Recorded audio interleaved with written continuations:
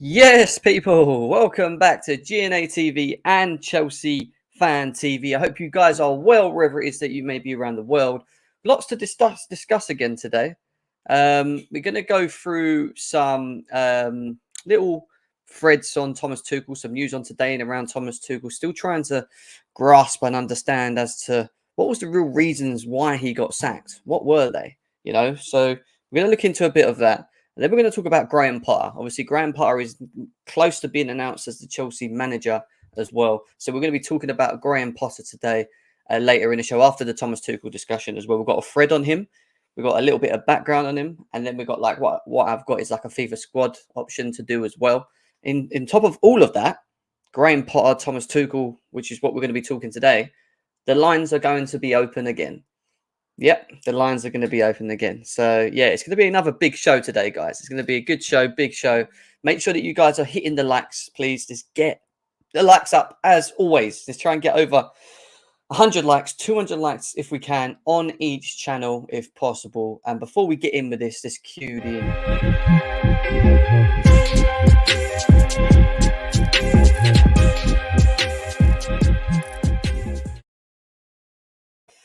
Yes, people, welcome back to GNA TV and Chelsea Fan TV. Both on the road. Well, we're on the road to GNA TV. Guys are on the road to 10k subscribers. Chelsea Fan TV on the road to 160k subscribers. So come on, guys. If you haven't subscribed, please subscribe. Also, please share it on your socials as well. Just let everyone know that we are live right now. Let's try and bring as big of an audience as possible over to us. At the moment, we've got over 209 people currently tuned in. Big up to every single one of you guys, as always. This show is going to be an interesting one because we're going to kind of talk about still trying to understand, even though Thomas Tuchel's gone, he's trying to understand from what we've read today, the news around Thomas Tuchel. What are the reasons? Can we actually find out what it is? Maybe put something together ourselves, get a bit of an understanding about it. We're going to do that first with what I found on Twitter. We're going to go through that. And then we're going to talk about Graham Potter. Obviously, his announcement is imminent as we speak. He's on his road. He's at Cobham training ground as we speak right now as well. And he's going to put pen to paper. He's going to sign a 5-year deal at Chelsea to take over over Thomas Tuchel. News coming in as well that apparently, and I'll quickly copy and paste this as well so you guys can see. And that's just come in as well. So I'm saying why I'm live. Things are happening, people. Where's it gone? I'm in the wrong way. There we go. Apparently, he has been offered this as well. So there we go. It's at the bottom. Chelsea have paid 21 million in compensation for Graham Potter and his staff to join. 21 million has been paid towards getting Graham Potter to Chelsea. And we're going to talk a lot more on Graham Potter later on in the show. Lots to get into. Where's the link for me to jump on? The link will be in the chat later in the show, mate. I'm going to start off going through some threads, some details, and whatever. Big up to everyone that's in the chat already. I want to say hello to everyone. RD, nice to see you in the house, bro. Martin, nice to see you. Hope you are well. He says, I think GP is great, young English manager with a very bright future ahead of him, but I don't think that his appointment as Chelsea coach is going to work. And it'd be good to understand why, Martin. Why do you feel like that? What are the reasons? So, big up to you, Santiago. RD, big up to you, my man. I hope you're well. I'll see your little comments earlier on. Listen, I never blamed Pulisic and Ziyech for the sacking of Tuchel.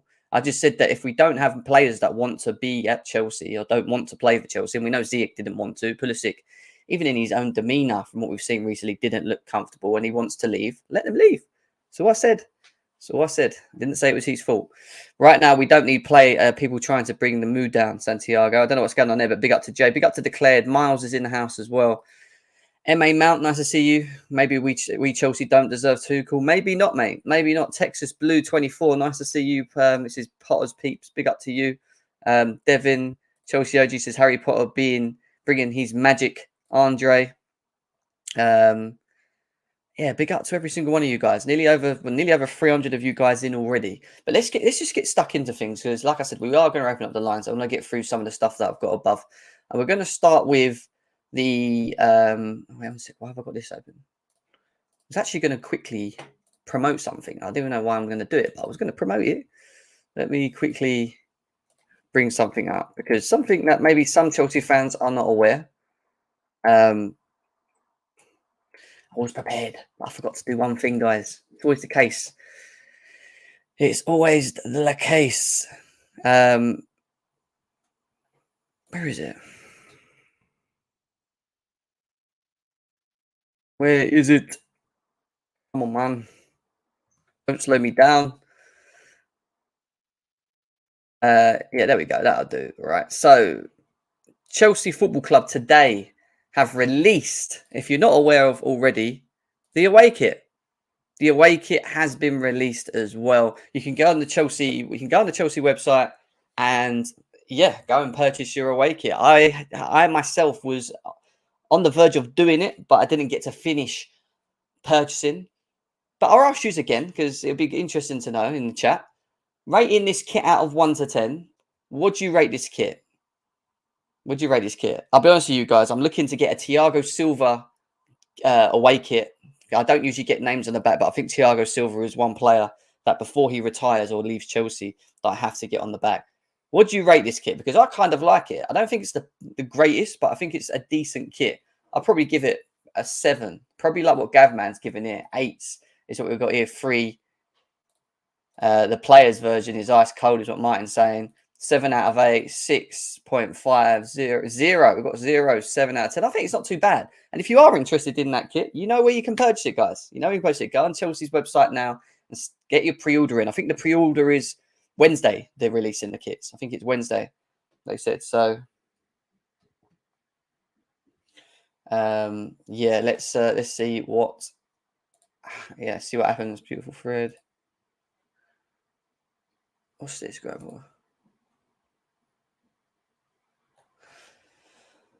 See, I've got a better one than that, Jade. I know you've just sent me a thread on Graham Potter, and I've got threads to go through, but thank you for sending that over to me. We're not going to go through that thread. I've got another one that I wanted to specifically go through, but moving forward from that, let's get into the news as well. We say get Ziyech. I'm not getting Ziyech, bro.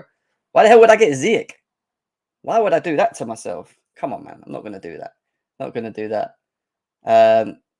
New shirt time is what Chelsea OG is saying. Yeah, see, I'm just letting people know the kit's available. The kit's available. Let's get into what I was going to get into originally, which is one of Pies' tweets. And I've got loads of Pies tweets open at the moment. I've just got to find the one that I want. That image of Thomas Tuchel today really looked upset, didn't he? You know, son Chelsea as usual, doing what they do, in his face, taking pictures. Thomas Tuchel pictured for the first time since leaving Chelsea. Yeah, I mean, don't look happy, does he? Doesn't look happy, looks annoyed, looks pissed off. Give the guy time, space, man. Allow him. He's just been sacked. You know what I mean? You don't want blimmin' media in your face taking pictures. You know what I mean? Like, painful stuff. And, I've not actually... I know there's a lot of people on Twitter that have moved on quickly and Graham Potter, and I get it. I've not really got... I don't really have emotional connections to managers. I just feel that being fair, and in this occasion, was he treated fairly by Bowley? I don't think anyone's really given me an answer or a logical answer as to why he had to be sacked now. And I asked the question on Twitter last night where I got over 500 people liking it and responding to it. And I said, the people that want him out, specifically at this point now, who would you bring in? Yeah, who would you bring in? And will it close the gap to us closing the gap to the Man Cities and Liverpool's above? Like, who is it that is going to come in with these crop of players and close the gap? Basically, that's what I asked. Who is it? And I want an explanation why they feel that getting rid of him now, specifically now, and bringing in that manager will narrow the gap from where we are to the Man Cities, for example, or the Liverpools. Forget Liverpool actually, because they're dead at the moment. Look at them last night. Man City, should we say? Who are the barometer? Should we say? But I asked a question and not many could answer really. I mean, some of the answers back were quite obvious ones, like, he lost the dressing room and things like that. And I don't know, man. Just the same stuff. A little bit of more news, Thomas Tuchel. Tuchel has no desire to take time away from football. The abrupt ending has left a bitter taste in his mouth as he's understood to identify more closely with Chelsea than any other clubs. There is no doubt that you can judge him for he's he's pure feelings towards his football club. Like when we talk about Thomas Tuchel and his emotions and and how close he was to Chelsea, not just not just maybe to the whole thing, but the fans mainly. The connection between the fans. I think he loved Chelsea. I think he genuinely did, and I don't think he was ready to leave now. Some people might feel that he might have fell out with the hierarchy and whatever, and we're going to delve into that in a bit. But in terms of loving this club, in terms of having a manager that wants to be here, in terms of a manager that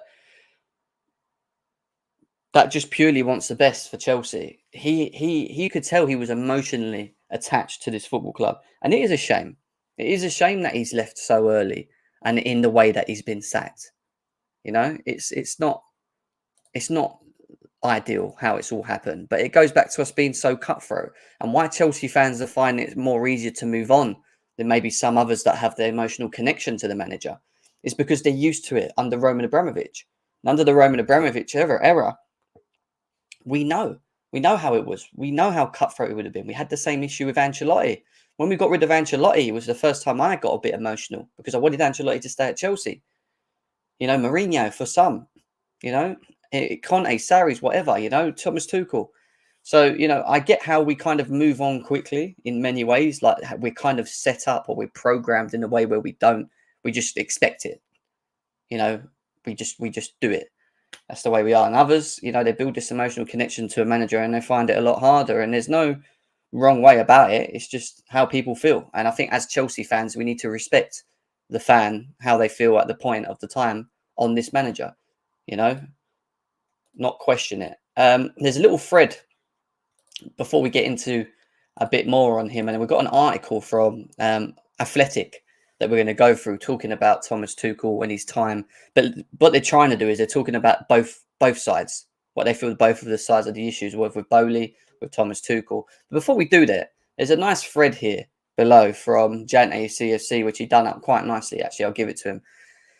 And he's just brought out some of the best moments, Thomas Tuchel, and he's got things like this, which I'm going to have to mute. Thomas Tuchel celebrating Reece James's goal versus Tottenham, the passion and love he had for this club. One of the biggest moments, I think one of the exciting moments I've ever seen of him, like be running down the other end of the pitch, how excited he was. Look at the smile on his face, excited. That was a big moment for him. And then he goes on to Tuchel reacting to the banner. And this one for me is the one that always catches my mind with Thomas Tuchel. This moment, the fact that he's just so excited, so happy, you can feel the love, and the smile is everything. I think the smile is what for me caught me the most with Thomas Tuchel. At the time. It goes on to then say, look at him all gassed up before the match. Yep, he was. When you click on to this, look, excited.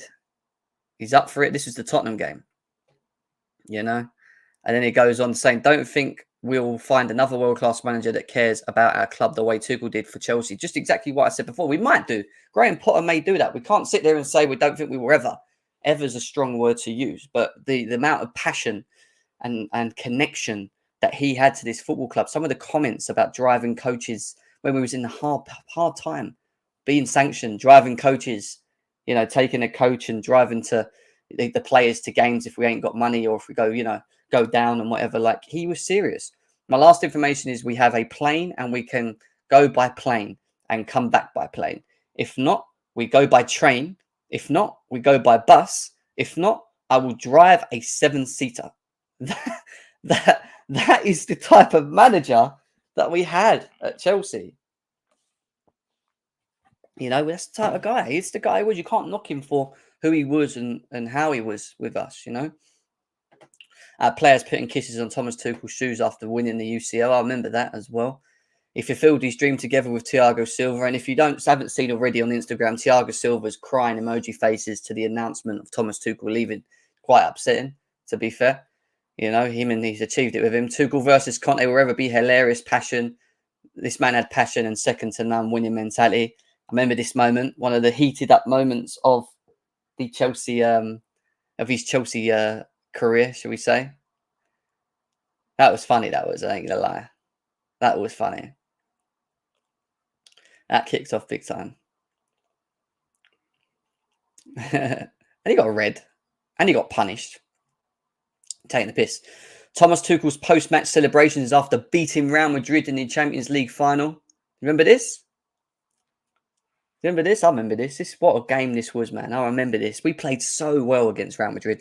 All of them. All of them. You know, there was an understanding, a trust, a loyalty, a passion, a want to win at this point. You know, we were unbelievable in that Champions League run under him. We were unbelievable. There's not one person, even if you're a Tuchel outer, there's not one person that can sit there and tell me that through that period of the teams that we played after the group stages, that he wasn't, you know, that squad wasn't a unit, wasn't one. That he hasn't got man management. Of course he's got man management. Of course he has. Of course he did. You know, it's you can just tell, you know, you can just tell. And things can change, don't get me wrong, but there's certain core players. Look at Thiago Silva, man. Look at the love in his face. look at the emotions in his face, guys. And then he obviously mentioned that he wanted to build a team that nobody wants to play against, which he was one of his first announcements. And then you've got this Mount assist, the Werner run, the Havertz finish, the General Kante, the Mendy tears of joy, the Champions League final. This moment, which changed or was which set Thomas Tuchel in the history books for me. This moment, you know, bringing the Champions League home for this football club. It was a very good time under Roman. Big up to Roman as well. You know, I just couldn't believe we did that. I couldn't believe I lost my voice. I remember losing my voice for about 3 days after that. I went to the bridge, celebrated hard with probably some of you guys that are in the chat already as well. And it was emotional. It was, what an achievement. What an achievement with a crop of players that were underlooked at that point. And what they did in that moment, and specifically what he did to get them to that point, was amazing. You know, he celebrated the Champions League with his family. We know what issues he had with his wife. You know, he was on the pitch with him there. His first interview, will I make it? I don't know. You made it, boss, is what he said there, because what he said basically is that he wanted to come to win trophies. And then there's like, I ain't going to sit here and watch it, but it's just a clip of Thomas Tuchel from when he came to Chelsea all the way through to when he leaves, and his achievements there as well. Sincerely, from all Chelsea fans, I want to say thank you for everything, Thomas Tuchel. And you know what's the worst thing about it? We don't get to see this anymore. Don't get to see this beautiful banner of the Deutsche Maestro, man. Well deserved, man. Well deserved. But yeah, we move. It is what it is, unfortunately, guys. It is what it is. Over 700 of you guys here as well. Let's just quickly, if I missed anyone's super chats in the meantime, stop writing Potter off. Who's writing Potter off? Potter will be more successful than Tuchel at Chelsea. Okay, fair enough. If that's your opinion, that's your opinion. You know, I'm assuming you're talking to each other in the chat there. If Mourinho didn't let Christensen go, our defence would have been fine and Tuchel would have stayed. This is Mourinho's fault. Mourinho out is... Lewis, mate, are you fucking serious, mate? Please. Did you see Krusty the Clown yesterday? Did you not see what he did yesterday on the floor, in the mud? You know, he's lucky he didn't get sent off there, bro. He is lucky he didn't get sent off. Big up to Ragul as well. Over 750 of you guys here combined. Make sure we're smashing the likes, guys. Come on, let's get this over 100 likes on both channels. Please hit the thumb. Subscribe to both channels as well, GNA TV and Chelsea Fan TV as well, please.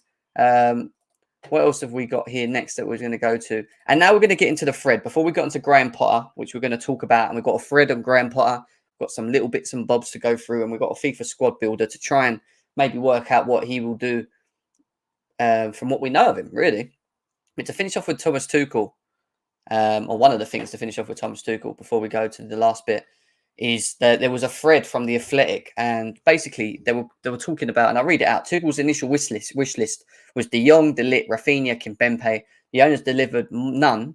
Bowley and Igbali lent on data analysis with experience in US sports, while Tuchel stressed that the need for him to talk to potential signings. And, you know, part of the issue, maybe with the summer window, as from not what we saw at the time, because we assumed that these were all Tuchel signings and, you know, these are the players he wanted and whatever, is that he didn't actually get the right players he wanted. And when you get into this thread, and I've managed to be able to get this thread open, even though I'm not meant to have, because it's a paid subscription. It's gone a bit funny, but I've got it. I've got it open and it's worth reading. You might not be able to see it specifically, nor can I properly. I'm trying to get it done. But I'm going to try and read it to you guys and we're going to go through it together, yeah? It says, boarding the plane that would take them to England from the Croatian capital meant filing awkwardly past the front rows of seats containing head coach Thomas Tuchel and his staff, as well as the co-owners Todd Bowley and Begdad Egbali. The scene repeated itself on the team bus, but that carried Chelsea's travel. What? I can't see what he says there. Carried out Chelsea's. Yeah, okay, cool. It was just so basically the plane to Croatia where we lost 1-0 to Dino Zagreb. Apparently, it was just very silent, very, very quiet. It was silent up there. One source who asked to remain anonymous in order to protect his job told The Athletic, Tuchel ended the journey with no inkling that his 100th match as Chelsea coach would also be his last. So he didn't really act like or feel that this is going to be his last game from what this person's seen. His initial reaction to being summoned to a conference call and relieved of his duties early the next morning was a mixture of shock and disappointment. When emotions subsidized, his abiding impression from organized nature of meeting was the decision has been taken well in advance of the Dinamo defeat. So what that tells me in a short space of time is that maybe Bowie and Egbali behind his back, and we already know this because you can see how Graham Potter's moved so quickly and swiftly, has been talking at the potentials of other managers. I don't think he was fully kept into the loop. I don't think he was. I don't think he was advised, and you can even just tell by reading that comment there. And then we go down, and it says Tuchel's cut a lonely figure in Zagreb, and obviously we can't see the picture because it's not downloaded. And it says his conclusion chimed with the message emerging from Chelsea on Wednesday. Bowley, Egbali, and the rest of the owners had known exactly what was coming. It was pre-planned. They had pre-planned to basically get rid of Thomas Tuchel without Thomas Tuchel actually really knowing that it was his last game, is what I'm understanding so far. And witnessing the new club's third limp defeat, which we already know about. All right, so I'm not going to cut it short. For Tuchel, the new owner's tenure had been difficult at times, confusing and incredibly frustrating. Okay, Chelsea officially announced Tuchel's departure shortly after. Blah blah blah blah. And Graham Potter was announced. High-profile free agent Pochettino was another option. Understanding how Chelsea's new owner settled on his drastic and ruthless calls of action requires a close look at the sequence of events that led to this point. A remarkable story that includes, and then it breaks down these comments. It says Tuchel delegating some recruitment meetings to his agent owing to tensions with owners. Tuchel delegating some recruitment meetings to his agent owing to tensions with the owner. Okay. Slapstick moments as new owners got used to soccer, including 4-4-3 formation Chelsea deny happened. Basically, they were trying to buy players to build a specific formation that Thomas Tuchel wasn't specifically assigned to or happy to go forward with. Tuchel feeling he wasn't given the signing he asked for. Goes back to the list that we spoke about. So there was a certain specific profile of players that he wanted that they didn't achieve or were unable to get in such a short space of time. Too many players left feeling isolated or even ignored with separate pre-season meetings. Too many players left feeling isolated or even ignored with separate pre-season meetings. So that goes back to now man management and Tuchel maybe not really shedding faults on whatever, or keeping the players aware, or bringing them into the attention of the plans for the next season, how they're going to be, how it's going to look, how they're going to be involved and things like that. So maybe the players are now feeling slightly isolated, ignored. Tuchel believing we had verbally agreed a new contract. Tuchel believing he had verbally agreed a new contract with Chelsea. So where did that come from? Because we was told about this. We were told that Tuchel and the owners were looking to extend his contract. Tuchel feeling he was close to sack on pre-season over tensions with Begdad Egbali. So apparently through pre-seasons, Thomas Tuchel and Begdad Egbali may have had a bit of an altercation, a moment, maybe. Okay. Bowley displaying detailed knowledge of Potter's career in Kukurea meeting. Bowley displaying detailed knowledge of Potter's career in Kukurea meeting. That's a weird one. Well, obviously, he's been pre-talking to him, preempting him to be doing that. How communications from owners dried up after Leeds defeat. So after the Leeds defeat, the owners, the coach, the communication, the understanding seemed to have gone a bit stale. Tuchel is out only 60 months after leading, and the new ownership, Bowley and Clear have made their decisive decision. During a summer sit-down interview with journalists as Chelsea prepared for the new season in Los Angeles, Tuchel provided a pointed assessment of his additional recruitment responsibilities under the club's new ownership, following the departures of director Marina Graviskaya and Peter Cech. This is what he said, I am in contact with Todd Bowley on a daily basis and sometimes more than once on a daily basis. My concerns is for the team to be competitive. This is where my focus is and has to be. For this, we have to invest a lot of time and we need to be hands-on. There is no other way. Yeah. And then it goes on because I do want to fly through it. So I don't want to read every single bit of this because it's a long article. It goes on to say this. Tuchel felt the meetings were endless with different owners demanding his time at breakfast, lunch and dinner. So the responsibilities that were given by Bally and Todd, he found very demanding, along with trying to be a coach, along with, the man management side of talking to players and whatever. Maybe it dries up his time. He can't do it as much. Tuchel did not, in fact, perhaps understandably, always step up himself. Instead, sending his agent to recruitment meetings so he could focus on coaching the team. So there were so many meetings that he had to address through the summer window that he didn't end up going to, that he ended up sending his own agent for them to go get the message and bring back to him at the same time. Which, fair enough. If he's getting close to the window and he doesn't feel the players are sharp and he needs to be ready, and I get that. There's got to be an understanding there. This is understood to have been an early source of tension with Chelsea's new owners. They didn't like it. We were seeking more direct communication with him and input from their head coach as part of the process of identifying transfer targets. Well, that sort of contradicts what we've been told about Thomas Tuchel, because we're being told that he wanted A, B, C, D, E, F, which means that he has identified the transfer targets that he wants. But we're being told that the owners didn't achieve that. But now what we're being told is that he's sending his agent, or was sending his agent, to meetings because he was too focused on coaching, that they didn't really end up identifying the correct targets that maybe he wanted, or maybe they wanted. A source close to Tuchel, who does not wish to be named to protect his job, counters that the former head coach was involved in early signings other than deadline day addition Dennis Zakaria. When he did participate, Chelsea sources claimed his guidance was inconsistent.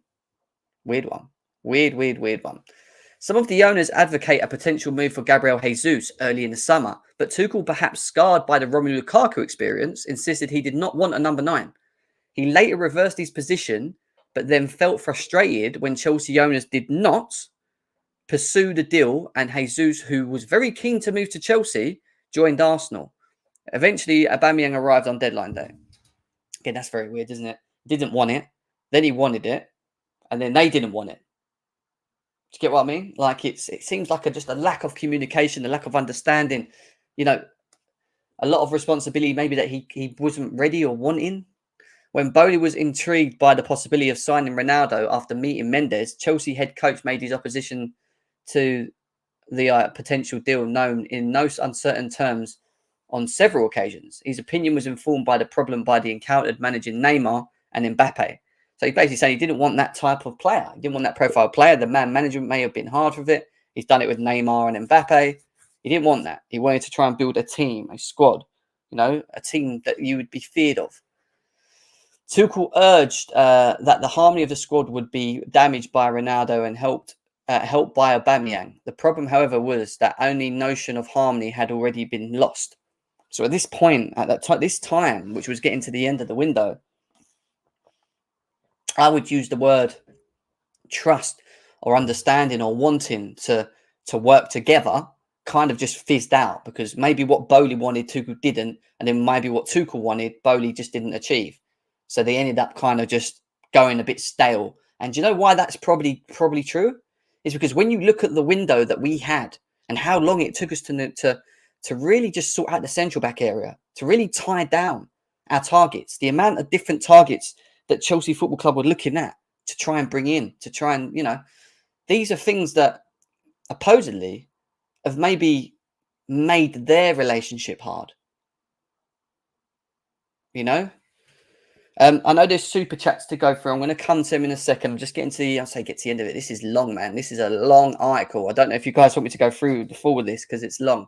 But it needs to be read out and addressed.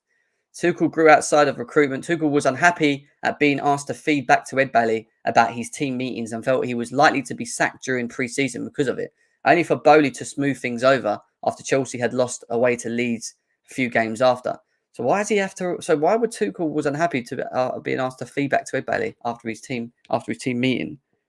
So basically, every time he had a team meeting and he sat on one, he sat on the other, he basically had to go back to Dembele and let him know the overall feeling, what's going on. I don't know. I don't know why they want him to do that. Tuchel's appointment and he immediately got them to defend. I know all this.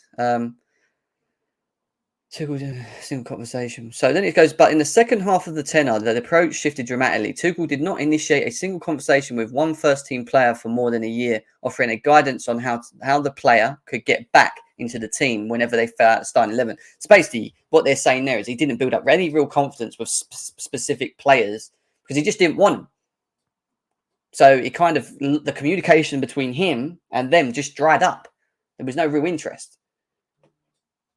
The Athletic first reported Chelsea Tigers were beginning to consider leaving the club at the end of 21-22. Tuchel used and treated them and Romelu Lukaku, Werner, Ziyech, Pulisic, Hudson-Odoi all went in the summer deeply unhappy with their situation. Lukaku was allowed to rejoin Inter, blah, blah, blah, blah. I'm not going to get into that. That's not going to get into that. Pre-season was also set in for Tuchel to employ the unusual tactic of arranging two separate player meetings, one of those who wanted to stay and fight for the club, and another for those who are uncertain about their futures and minds. So basically, he wanted to just split the group. He wanted to have people that want to be here, people that don't want to be here. Maybe training separately. The fact that some of those wanted to leave were then included in Tuchel's squad to face Everton, while others who signalled their desire to stay were not, severely undermined his dressing room authority in the view of many inside Chelsea. So basically, you didn't get rid of the players that you should have got rid. You didn't agree to. So you've thrown them back at me, who are now mixing with players that are trying to concentrate on the season and don't want to be here. And I don't know who these players are specifically, but I know Ziyech is definitely one of them. And he didn't want that because he just disrupted the whole aurora. You've got players sitting there not being played, sulking, whatever. I get that, you know. Tuchel's ability as a world-class tactician is not doubted within the Chelsea squad, and there remains a huge gratitude towards him who played regularly throughout his tenure. Blah, blah, blah. During his takeover process, the consensus among Chelsea's new owners was that Tuchel would be central to the project, a proven world-class coach on par with Pep and Klopp, who was believed to have emotional intelligence to manage a large squad of international stars, and who could be further empowered with a stable structure. But the intensive time that Bowley and Igbali spent the squad throughout pre-season and in the early weeks of the new campaign opened their eyes to the problems on the ground. Problems on the ground meaning problems with players, problems with communication, problems with Tuchel's relationships with certain individuals. The impression of the youth was reinforced by insistence following the Southampton defeat that he had no one left to play in central midfield while leaving Billy Gilmore and signing Carney unused on his bench. Then there were the on-field performance inhabited players making unforced errors, blah, blah, blah, blah. We know all this. Chelsea owners contrasted the first 50 matches of Tuchel's tenure with the second 50 and found only negative trends, with the defence suffering an alarming dip and the attack continuing to lack fluidity. So basically, they've done what they probably call a data analytic checkup of Tuchel's first 50 games and what he did and his second 50 games and just compared them and got what, got that. Basically, their view of what they got, or from what they read in terms of the defensive aspect and the overall performance of the squad, was that there was a lack of fluidity, imagination, and ruthlessness, with the defense suffering and an alarming dip, and the attack continuing to lack fluidity. That's what they deemed. That's what they did. Tuchel did not give off the air of a man with the answers, and they ended up where there was no real confidence he could turn it around. feeding into Tuchel's shock at being sacked on Wednesday was his belief that Chelsea had agreed the framework of a new long-term contract, which we were being told. That was due to him being signed later this month. Sources at the club disputed this, insisting that while the new owners were initially inclined to extend him, talks were halted several weeks ago with no agreement at reach. Maybe that was to do with what we just spoke about, overviewing the manager, actually thinking, well, hang on, why is there a disruption in the current crop the current at the grounds? What's going on? What's the issue? They probably looked at it and they've made a decision on stats. His first 50 games, his second 50 games, their emotions to him, their lack of communication with him, and then his communication with the players. That's probably where the decision's been made. And I'm not sitting here saying it's right or whatever, and I get it. But at the end of the day, it's trying to understand why he got sacked. Because what I said to you guys yesterday was I wasn't really understanding it. There was no logical sense. What was it? Where is this coming from? And now you're starting to read this article about the in-depths of what happened through these periods and what the issues were. The cracks are starting to appear. From both sides, from what I can see. It's from both sides at the moment. Tuchel has publicly pointedly stressed on numerous occasions as a strength of his work relationship with Cech, who is viewed as an important ally in talking players and agents. He's also regarded to get rid of an experienced transfer playing Marina in the middle of all the window as cardinal errors that impacted how quickly Chelsea could move in the market and how much they ended up paying for the players. Bowley and Egbali made a big impression on Tuchel in one early recruitment meeting by accidentally drawing up plans for a team in a formation of 4-3-3, something Chelsea deny happening. Tuchel and his staff encountered what they felt were several slapsticks moments at the owners adapt to the rules of setup of football. Basically, probably trying to use the same moves that they've done at Chelsea Dodgers over here in how to influence. Maybe they have more influence on the pitch with the managers, with the players, the control. Maybe that is something that they felt they could do with him. And he didn't like it. From what we can understand, he didn't like the way they were with him. And it goes on to say that. And it goes, Tuchel's initial wish list of players was De Ligt, Rafinha, De Jong, Kimpembe. None of which the owners managed to deliver. There was also a disagreement over the method of identifying targets. Bowley and Egbali leaned on data analysts with experience in US sports, while Tuchel stressed the need for him to be able to take the potential signings in order to get the feel for the personalities and how. So basically, he wanted these specific players based on personalities and pretty much. Let me read it again. While Tuchel stressed the need for him to be able to talk to potential signings in order to get the feel for. So he wanted to have a more of a on-hand approach. He wanted to pick up the phone to the specific targets he wanted, understand them, get to know if they will fit, understand if they're interested in what he's trying to do, will they fit his formation. That's how he wanted to do it with the specific targets he wanted. What Bowley and Egbali wanted to do, because they lacked the experience, the knowledge in this game, let's be serious, is they were using data analysts. They were using basically what they felt was the right way forward to I don't know how they do it, to work out how good a player is to fit in what Tuchel's doing. And maybe they just felt that the players that were being highlighted weren't the correct players in doing so. Maybe that's the case. And it got a bit heated. And I say heated, it got a bit dry. They just stopped communicating. Things stopped happening between both. The abrupt ending has left a particularly bitter taste in Tuchel's mouth because he understood to have identified more closely with Chelsea than any other previous coach. And I agree with that. He's decided to be part of the bridge was underlined by the fact that he never tried to encourage interest from other clubs as he navigated the chaotic end of it. And that's true, Abramovich era. He didn't.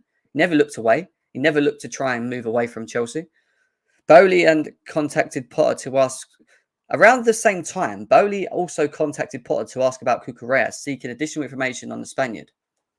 In the course of the inquiries around the deal, Bowley is understood to have been particularly keen to canvass opinion on Potter's man management approach, his ability to manage a dressing room, and whether he's regarded as a ready to step up Big Six club. Judging by the speed and strength of Chelsea's approach to Brighton, he appears to have been satisfied on all counts. So basically, he's just committed to.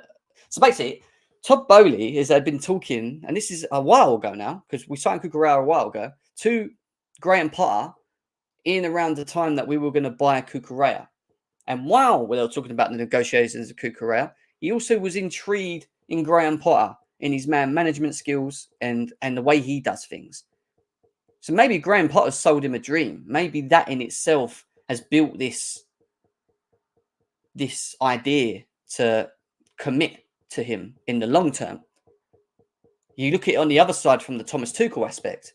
The communication broke, and we've just read through all of this. The communication broke down between the two of them. They wanted him to be more involved on the business side. He's sending his agent to meetings. They wanted him to be in meetings morning, lunch, and night. He didn't want to do this because he wanted to concentrate on coaching. He also wanted to be involved in the business side, but he wanted a specific set of players, and he wanted to get on the phone to them, talk to them personally, invite them in, understand if they will fit. And then he probably ultimately wanted Bowley and Egbali to back him. They didn't want to do that because they were relying on data analysts to work out players that they specifically wanted. And Anthony Gordon is another good example of it, because we're being told that Anthony Gordon is not someone Tuchel wanted, but it was what Bowley wanted and the owners wanted. And they wanted them probably based upon analysts. Again, I don't know what stats analysts use for Gordon, because he hasn't scored many goals. He's not assisted a lot. So what is it? Is it the overall approach? Is it the player and how he fits in what Tuchel's already got going? It's weird. It's weird. It's a real weird one. But Potter, it goes on to talk about Potter, and I'm going to finish it there because I want to get on to something else. But I thought it was worth us sitting there and trying to dig it out and understand the thread. What happened? Why did it happen? What were the problems? What were the reasons? Now I've missed some super chats here, haven't I? Oh shit. If you've put a super chat in, wait a sec. I think Dexter, I've got yours. I don't know if anyone else put super chat in. Thomas Tuchel staff only reported covers non-robotic post. Is what Dexter X is saying. Big up to you, my man. Thank you for that. Tuchel staff only reposted covers non-robotic post. Weird. Fair enough. Have I missed anyone? Yep. Hugh. Big up to Hugh as well with a donation. He says Bowley wanted an experienced manager as a yes man. Does the same with the Dodgers with Dave Roberts, who manages based on analytics, not instinct. So when you put two together, I'm starting to get a clear image of why Todd Bowley sacked Thomas Tuchel. From what we've just read there, to the communication, to the understanding, to him not getting what he wanted, to Tuchel not going to meetings every lunchtime and dinner time and sending his agent, to then Tuchel not getting what he wanted, Bowley not getting what he wanted, Bowley then having discussions with Graham Potter when talking about Cucurella, and then asking about his man management, because he's got a degree in it, and we're going to look at that in a second with Graham Potter. He's got a degree in man management. To all of this, it's come to where we are now. To where we are now. Guys, make sure that we're smashing the like buttons though, yeah? It's over 1,200 of you guys here combined. Big up to every single one of you guys as always. Nearly 1,300 people here. Let's get these likes over 100, please. 100 likes if possible. I have got a thread to quickly do on... Is there any more super chats? Have I missed any more super chats? Let me just quickly... Sorry, I hope I haven't. No, is it only 2 super chats? Yeah? Okay, cool. Potter announced, yeah? Potter's announced, is he? All right, cool. Well, we're going to get into Potter next, and that's the next thing that I want to jump into anyway. But when we look at Thomas Tuchel at the end of it all, and what he's achieved, what has he done at this football club, here it is. Recapping Thomas Tuchel's time at Chelsea. 100 games, 60 wins, 24 draws, 16 losses, 168 goals scored, 77 goals conceded. Sorry, I was to do something. UCL winner, Super Cup winner, Club World Cup winner, 2 FA Cup runners-up, and Carabao Cup runners-up. Man, he got us to so many finals, man. So many fucking finals, this guy. So many. So many. I'm just trying to see.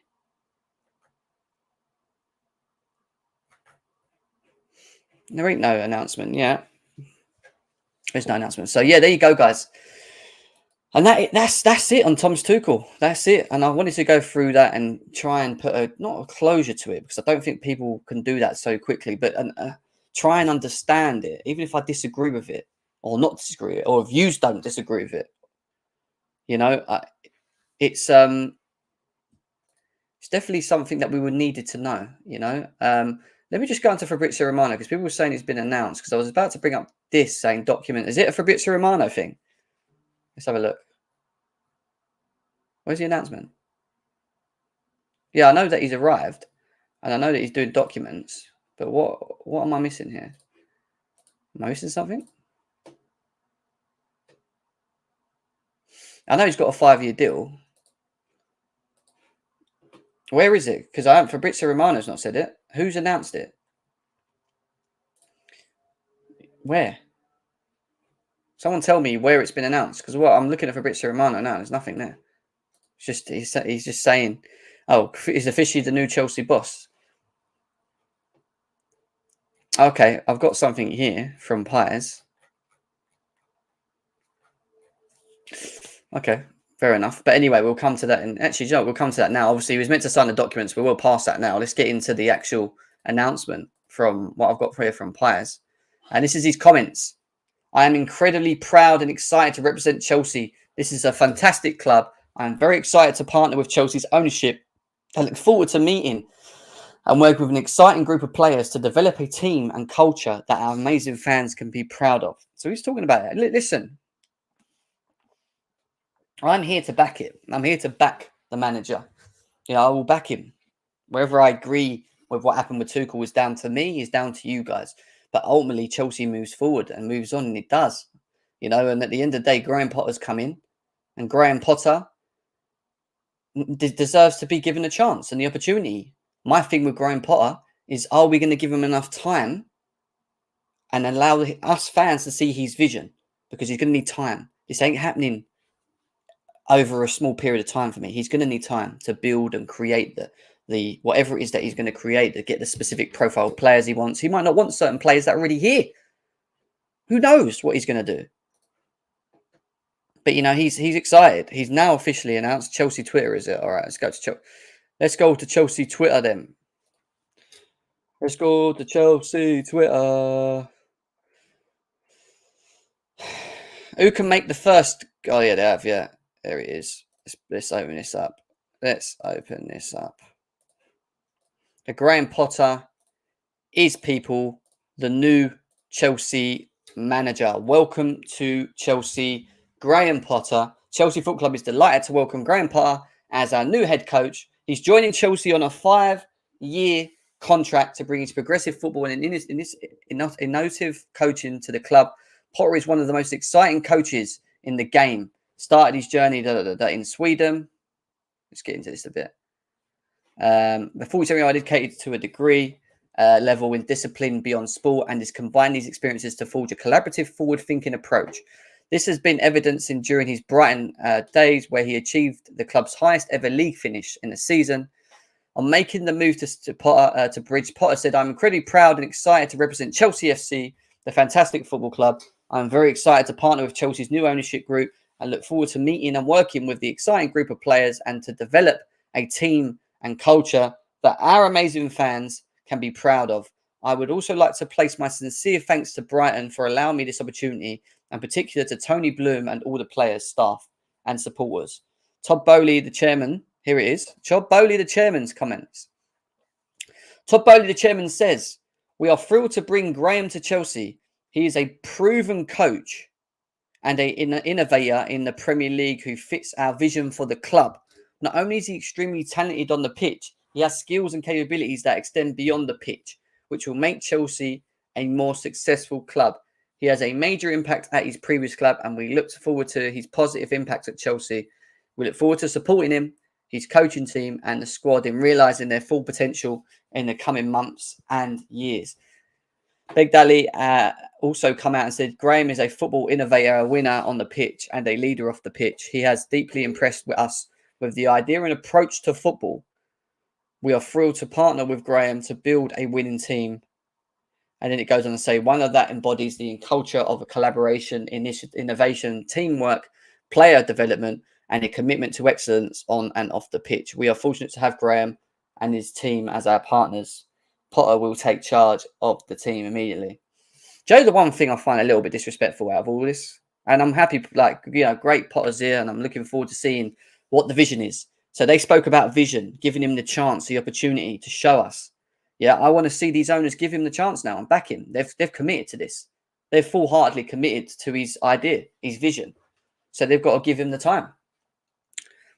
I do find it a bit weird that not one owner's come out and like said anything about Tuchel, like, you know, like with a nice message or something just to finish it off, you know?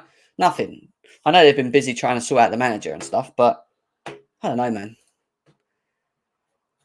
I don't know, guys. I don't know. Chelsea Twitter, bro. Yeah, I've got it. Thanks, man. Am I missing anything? You could have held Brendan Rodgers, but listen, that's Kazim's choice, man. It can't be taking the piss out of Kazim's choice for wanting that guy, Brendan Rodgers. You know, everyone's entitled to their opinion. Tuchel fell out with the board again, is what we've got here. And you know what? It probably goes back to why I don't feel it's player power with Thomas Tuchel. We're going to continue with Grandpa. I do feel that with Thomas Tuchel, he probably did get sacked at the end of the day, not only for the performances and the little minor results of games we've lost, but I actually think it's more for the same reasons as he got sacked for PSG. I don't think player power had much in it. I think it might have a little bit, but I don't think it's the overall reason as to why he's gone and he's not here. That's my opinion. You know, that is my opinion on that. Well, that kind of sums everything up. What's the time? Anyway, 51 minutes. It allows me to just quickly jump onto a little video for you guys here on Graham Potter. And part of the reasons and that Bowley and Egbali are interested in the guy is this. So listen in. This is something that he's been doing, and you can learn on it. I realised that the time of the football was coming to an end, and I wanted to use those experiences somehow, whether it was a teaching qualification or whatever. I started to study, and it just happened by accident almost. I ended up with my job at the University of Hull, which was a graduate position job, but it was in football. And then I just carried on working with the teams there, and realised that I'm quite good at this. I can see myself doing this a bit more. And it just grew. The more I practiced, the more I had experience. And I was reading you did a master's in emotional intelligence. I think you're the first person. The only person. Yeah. Well, possibly the only person who's a football manager to have done that. It was a leadership qualification, and that seemed to be quite interesting to me. I'd done my qualifications as a coach, and I was at Leeds Met, so I was some time here, and the cohort were surgeons and people from the British military in there, simplified sensory management and building an environment, understanding how the environment can help you shape behaviour, how people act. It sounds quite common sense, but it's often not common practice, and that's the beauty of it. There you go, guys. There you go. Diploma in man management, and it ain't even to do with football. This was to do more like the psychology side of it, and why it's worked so well for him at Brighton is because of having that man management, understanding, knowing. He thrives on. He kind of gets close to the whole idea of, you know, building players' confidences, and if dealing with maybe hard times that they may be having, like he's got a diploma in it, man. you know, he studied psychology, which is interesting, man. It's some interesting stuff. Now I've got a thread that I'm going to quickly go through on Graham Potter, and then we're going to open up the lines. I'm going to quickly drop the link to Lewis because he wants to come in. He can come in with me before everyone jumps on. There we go. There's a thread that I've got here. Gem. Someone just say Gem. Read the chat. What? What do you want me to read? What am I reading here? Oh, no, I didn't turn my mic off, guys. Is it cutting off? Do you want me to play it again? I realised. Let me do it again. There you go. If you ain't heard it, I'll put it on again. My time of the football was coming to an end, and I wanted to use those experiences somehow, whether it was a teaching qualification or whatever. I started to study, and it just happened by accident almost. I ended up with my job at the University of Hull, which was a graduate position job, but it was in football. And then I just carry on working with the teams there and realise, okay, I'm quite good at this. I can see myself doing this a bit more. And it just grew and grew. The more I had practice, the more I had... Apparently it's echoing. I don't know why it's echoing. I don't know. I can't answer that question, guys. I think it's because your mic's on while the thing's on. Oh, right. Okay. So, all right. Let me do that again then. I didn't know that. Let me do that quickly. Because they're saying, I can't hear it. It's echoing. So let me go back to it and then... I realised that the time as a footballer was coming to an end and I wanted to use those experiences somehow, whether it was a teaching qualification or whatever. There we go. Study, and it just happened by accident almost. I ended up with my job at the University of Hull, which was a graduate position job, but it was in football. And then I just carried on working with the teams there and realised, okay, I'm quite good at this. I can see myself doing this a bit more. And it just grew and grew. The more I had practice, the more I had experience. And I was reading you did a master's in emotional intelligence. I think you're the first person. The only person. Yeah, well, possibly the only person, but certainly the only person who's a football manager to have done that. It was a leadership qualification, and that seemed to be quite interesting for me. I'd done my qualifications as a coach, and I was at Leeds Met, so I was, okay, I've got some time here, and the cohort were surgeons, and there were people from the British military in there. To simplify it, it's just essentially man management and building an environment, understanding how the environment can help you shape behaviour, how people act. It sounds quite common sense, but it's often not common practice, and that's the beauty of it. There we go. I mean, that's an interesting one, isn't it, Lewis? I mean, did you listen to the article that I went through about Tuchel and the bosses, and obviously them Bowley talking to Potter when signing Cucurella? I don't know if you were here when we was doing all that. Basically. No, but I've seen most of the stuff on Absolute Chelsea and Pies anyway, so I kind of get it. But I think a lot of them's just been put out to make Tuchel look worse. Like, there was no talks of a fallout between the manager and the boss. There was no build up to anything. He just got sacked. Literally just got sacked. So if when you get a chance, go and read the Athletic article, and it basically reads both sides. It tells you both sides of what happened, and there's some people that there's some comments on there of people that don't want their names being told because of, for whatever reason, don't want to lose their jobs and whatever. So they obviously were there at the time, but it goes into detail about the travel from London to Croatia for the game and how silent it was on the plane. You know, everyone was just and Egbali and Bowley were on that plane as well, and it was just weird. They said it was just very unusual, you know, and things like that. There's a lot. Honestly, I didn't even know there was that much depth in it. I didn't really realize how much there, but I actually got a better understanding of, if it's true, all of it is of an understanding of where they maybe both sort of fell away a bit from it, and part of it was he wasn't getting backed. You know, because he wanted certain profile players, but the way he wanted to approach it was that he wanted to pick up the phone and talk to the player that he wants and understand the personality and see if they're, hungry or want to play in the way that he wants to play and do things like that. Was his idea of doing it. As with Egbali and Bowley, their idea of it was go back to their data analysts and try and work out what player specifically suits it based on what the data tells him, because they didn't have the experience. So it kind of caused a bit of a rub off against the both of them, where they just sort of went quiet. And so it wasn't all blind Tuchel picks. Well, Thomas Tuchel was asked to make meetings in the morning, lunch, and evening, apparently 3 times a day. And this is on top of him trying to coach. And it got to a point, apparently, where he was sending his own agent to these meetings for him to then come back to him and tell him, because he couldn't go to them all, because he's got a coach, right? He's still got a coach. These players, and they didn't like that.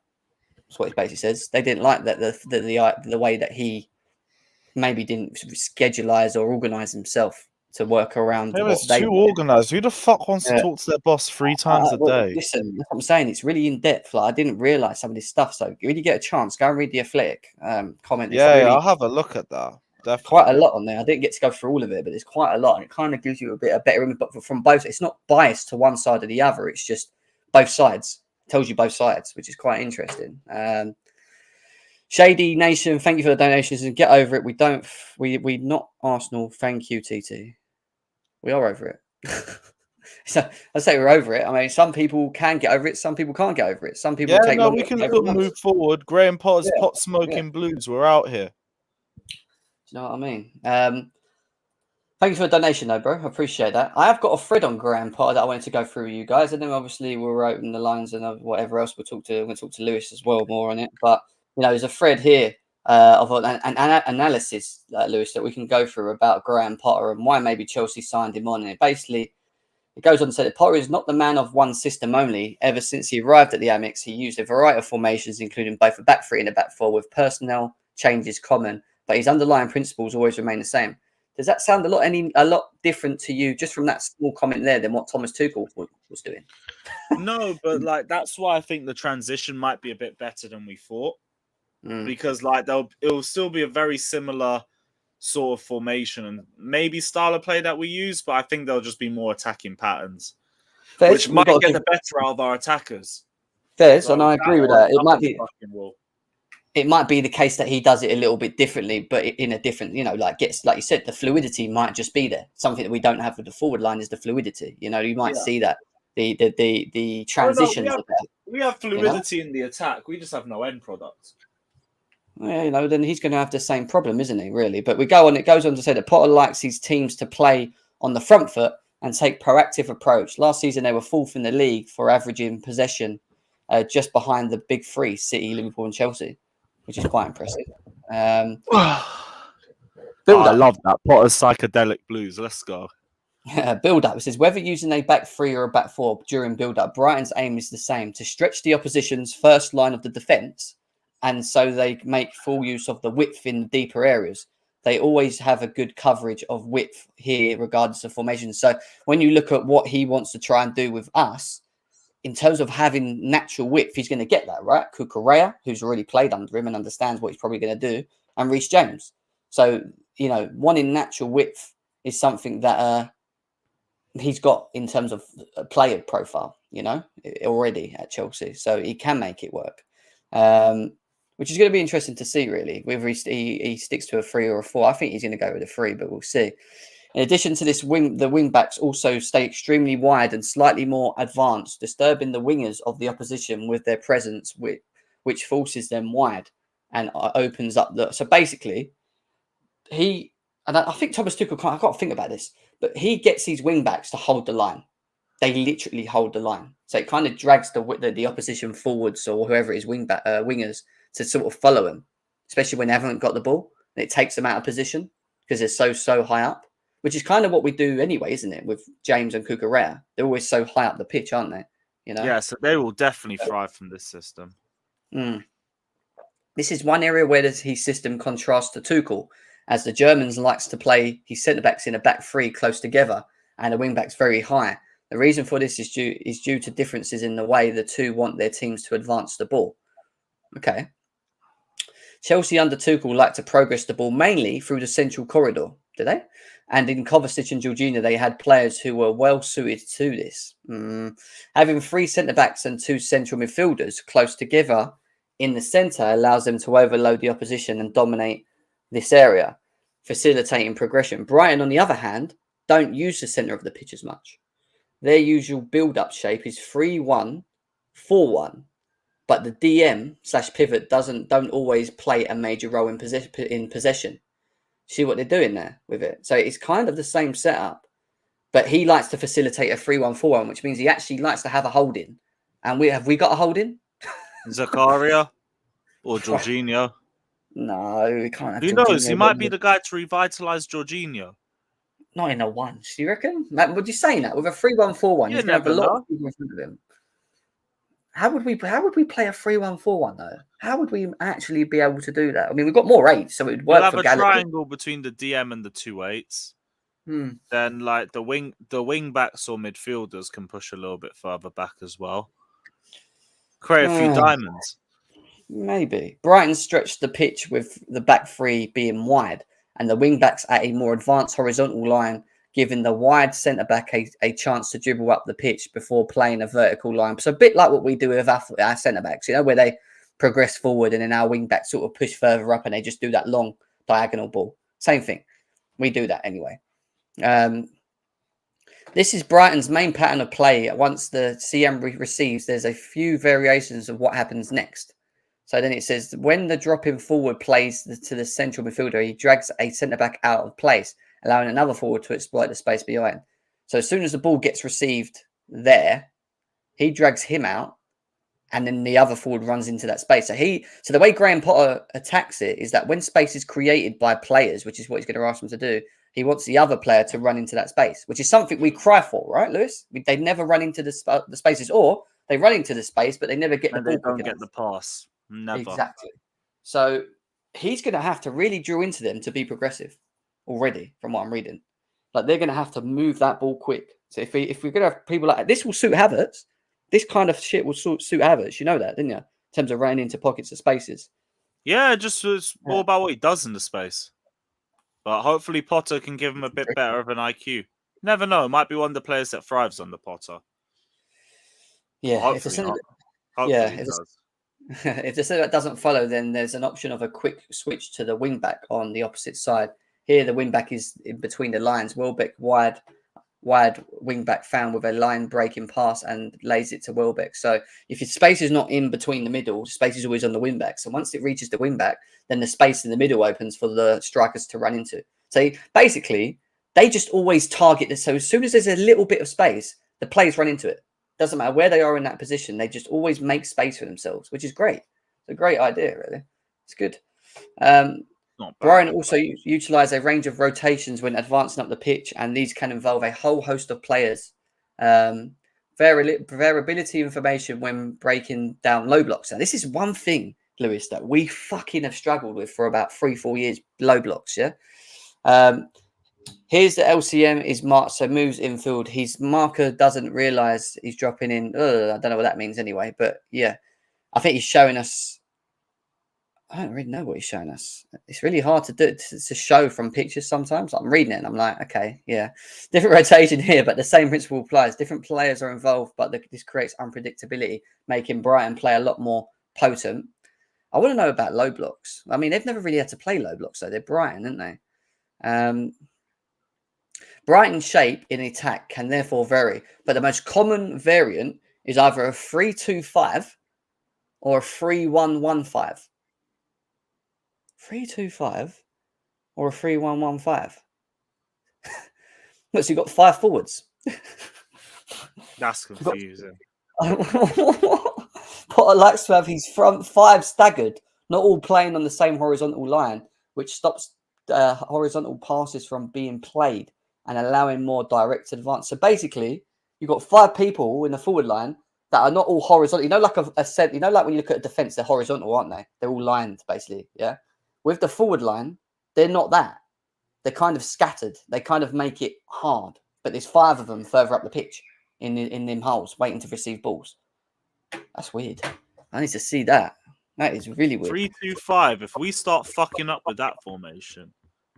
Well, do you know what? I've come to the end of this anyway, and it's. I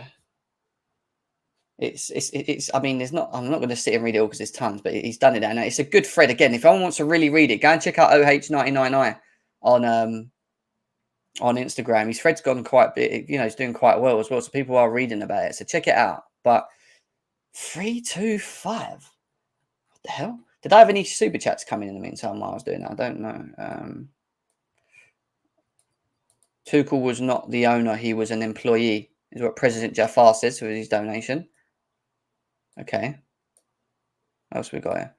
Ria Sherb says if Roman stayed, Tuchel would have stayed. Do you agree with that, Lewis? If Roman stayed, Tuchel would have stayed. Yeah. Yes. Yeah. But I also don't think he would have got the same back. He didn't even really get backed like that. So yeah, nothing would have changed. This formation exposed Tuchel ban. They did give us problems. And I was at one of them games. I think you was there as well. The 1-1 at Brighton. Was you at that game where we drew 1-1? Which one? Both. Yeah, I was there. Yeah, that was painful. When Basuma was fucking unbelievable. Ruined us. I remember that game. Ruined that. Yeah, and fucking Cucurella just ran rings around us. I'm excited because Cucurella is someone that can play that. Already knows what's going to come in it. Like, he can play that system. Do you know what I mean? Like, it's going to be interesting to see how he utilises him. But Jim, what that's when they attack. Tuchel, Klopp, Pep have 5 in attack. We don't ever have 5 in attack, do we? Sometimes I suppose with our wing backs when they're further up the pitch. The Salzburg game was more important than the Fulham game for us. Potter needs to win big in the UCL, is what Chelsea OG saying. Thank you for the donation, bro, as well. When it comes to lineup, quickly, and then we will get people in. They said, and I need to, because I thought he was going to just do a 3-4-3, but I don't even think there is ways of doing what he's doing with a 3 at the back. There isn't. 3-1-4-2, 3-4-2-1, 3-4-1-2. There's nothing where you've got like 5 forwards up front. It's all just common formations, basically. But we'll stick to the 3-4-3. How do you think he's going to play this? Because some people feel that Mendy could be in a bit of trouble here, because one of the things that Potter done early with, I think it was Ryan, who was a goalie there originally, is that he wasn't a great passer out, and they went and got a goalie that could play out from the back straight after, and they just got rid of him. Mendy's not great at playing out from the back, and Graham Potter likes a goalie that's comfortable on the ball. So we might see Kepa come back. Yay! Kepa in. Fucking hell. Anyway, we'll go for it. We'll run it for now. Kepa for Mendy, based on the way he plays out from the back and Potter and what Potter did at Brighton. Who's your back three? It's got to be the usual, innit? They can't change that. It's going to be the usual. Koulibaly, Silva, Fofana, right? Yeah. I think the back three stays the same. What do you think he's going to do in the midfield? Like, how do you see him utilising these two in the middle? Obviously, we've been told that he likes to have a 1. So could it be that he because Zakaria, in terms of frame, we haven't seen him yet. Frame, speed, is he got the positional? Has he got the positional awareness? Is the only question mark. Would he be able to be that? Because he is more of a box to box from what people are telling me. Could he sit as a 1 on his own? But that's what I think it could either be Zakaria Kovacic or Jorginho Kovacic. I think it's going to be Zakaria and Kovacic. I think Jorginho will play. I think he will. Ultimately, he will still play him in games, but I think he will probably want to test out this Zakaria. We'll see. Wing backs, I think Cucurella is going to be playing a lot more now, even more. How easier. Which means Ben Chilwell, he will get in the team. But I think Ben Chilwell, to be honest, Lewis, this season should be used as rotation, didn't you? Just to protect him. Definitely. Reece James, obviously, has to play. I wonder if he's going to thrive more under Potter. But then what do you do with the front three here? Because you've got Mount, and we know we don't like to see him in the forward, and we know how stale it is. But if we're playing a 3-1-4-1 or 3-1, whatever it was, 3-2-1-5, I can't remember what it was originally. Does Mount get in that in terms of the forward abilities that we have? I mean, Aubameyang, do you think he always finds a way in, which we just know always? Do you think he's going to play Aubameyang a lot? It would be Aubameyang, Sterling, and one of Mount or Havertz or Pulisic. I still feel that he's going to play one more. I still feel like. See, the problem for me is if he plays a 3-1-4-1, which is what he said earlier in the thread, is he going to play Zakaria as a holding? Does Kovacic then play as one of the 4 further up? But then who plays in that row? Sterling, Kovacic, Mount, James. But then what about Cucurella? I don't get how he's going to do that. 3-1-4-1. 3-1, 4, 5, 6, 7, 8, 9, 10. Yeah, I don't know how he's going to... That means you're going to cut out your wing-backs. I don't know. I mean, Cucurella and James, for me, have to play. You already heard about the wing-backs and how he likes to utilise them and wants them to hold the lines. So you can only really have 3 players in the middle, further up the pitch, with the striker. 4. I'm not sure. Weird, I think it'll be Sterling, Aubameyang, and probably Mount in the front 3. Aubameyang and Mount. I think it's going to be interesting, mate. I think even if it is something like that, then maybe it switches into what we've just been told with the 5 further forward or the 4 or the 1 DM or whatever. I think that will happen between games. But what I'll ask you your thoughts on Graham Potter before we open up the lines. Got over 1,400 people here combined as well. Big up to every single one of you guys that are here at the moment. I think in terms of who we got on Chelsea. So Chelsea TV, we've got over 1,000 people in here, 266 likes. Get them likes up. GD TV, we've got over 400 people on there. Only 130 likes, guys. Let's get this up to 200 likes, man. Hit the thumb if you haven't done already. We're going to open up the lines very shortly and get you guys involved as well. What is your... In terms of Graham Potter, what is your expectations is the word I'll use, because this is a manager that hasn't really got a track record. We don't really know how he's going to be when he finds himself in positions like Tuchel did in terms of not winning games and things like. We don't know really. But what are your expectations of what you know of Graham Potter and what you've seen? Same as usual with us. Top 4, bare minimum, and a trophy. Because if you got rid of a manager mid-season, that's what I expect it would be for. Trophy, top 4, all of that. So we need to be getting into top 4. We need to win a trophy, and no one's expectations should drop at all. Nobody's. Do you think he should be? Do you think he'll be given more time? Let's say we finish 5th this season. Let's just say we did. We didn't make Champions League. Yeah. Do you think the argument then would be that it's because he hasn't had a window? Because that would be the easier way to win it. No, 100% will be. And I will understand that, but I also won't accept it. Like, I understand if we go backwards, but like, I'm not going to sit here and be okay with the fact that we didn't make top 4. That's a bare minimum requirement for Chelsea. Has to be done. If we don't make it, I will criticize the ownership for it, and I won't criticize the manager, because they're the ones that sacked Thomas Tuchel mid-season. If you sacked him expecting us to do better if he was gone. So I don't expect us to go backwards. Yeah, I mean, it's mad. Graham Potter has been officially confirmed by Fabrizio Romano as well. Let's just quickly bring this up. We've got Igao here, funny enough. Interesting. We've got Kelly here as well. Yes. What are you telling me, bro? Yeah, I'm good. I literally got a couple minutes before I finish work. I was just gonna say to you guys got yourself an interesting manager selection. What do you guys tell us? Go on. What do you think of Graham Potter at Chelsea? Do you think he's a good option for Chelsea? Do you think he's going to do well? What are your thoughts? You know what? I actually rate Graham Potter quite highly for what he's done with the players that he's had. And if you should check this article out that I seen the other day, he has one of the most tactically flexible systems where he's able to fit in many different players, many different styles, and he's able to go in and out from them quite fluently. The thing is, the key thing that you guys didn't, I don't know if you realize, Brighton have also allowed their assistant head of recruitment. Yeah. That is as big as an acquisition as the manager, in my opinion. But yeah, I just wanted to come in and say, you know what, Thomas Tuchel's gone. I see everyone's down, but you guys should be optimistic about the new manager. But hey, at the same time, he doesn't have the resume of a Thomas Tuchel or any of your former managers. This is the least experienced manager or the least experience in Europe that you've ever had.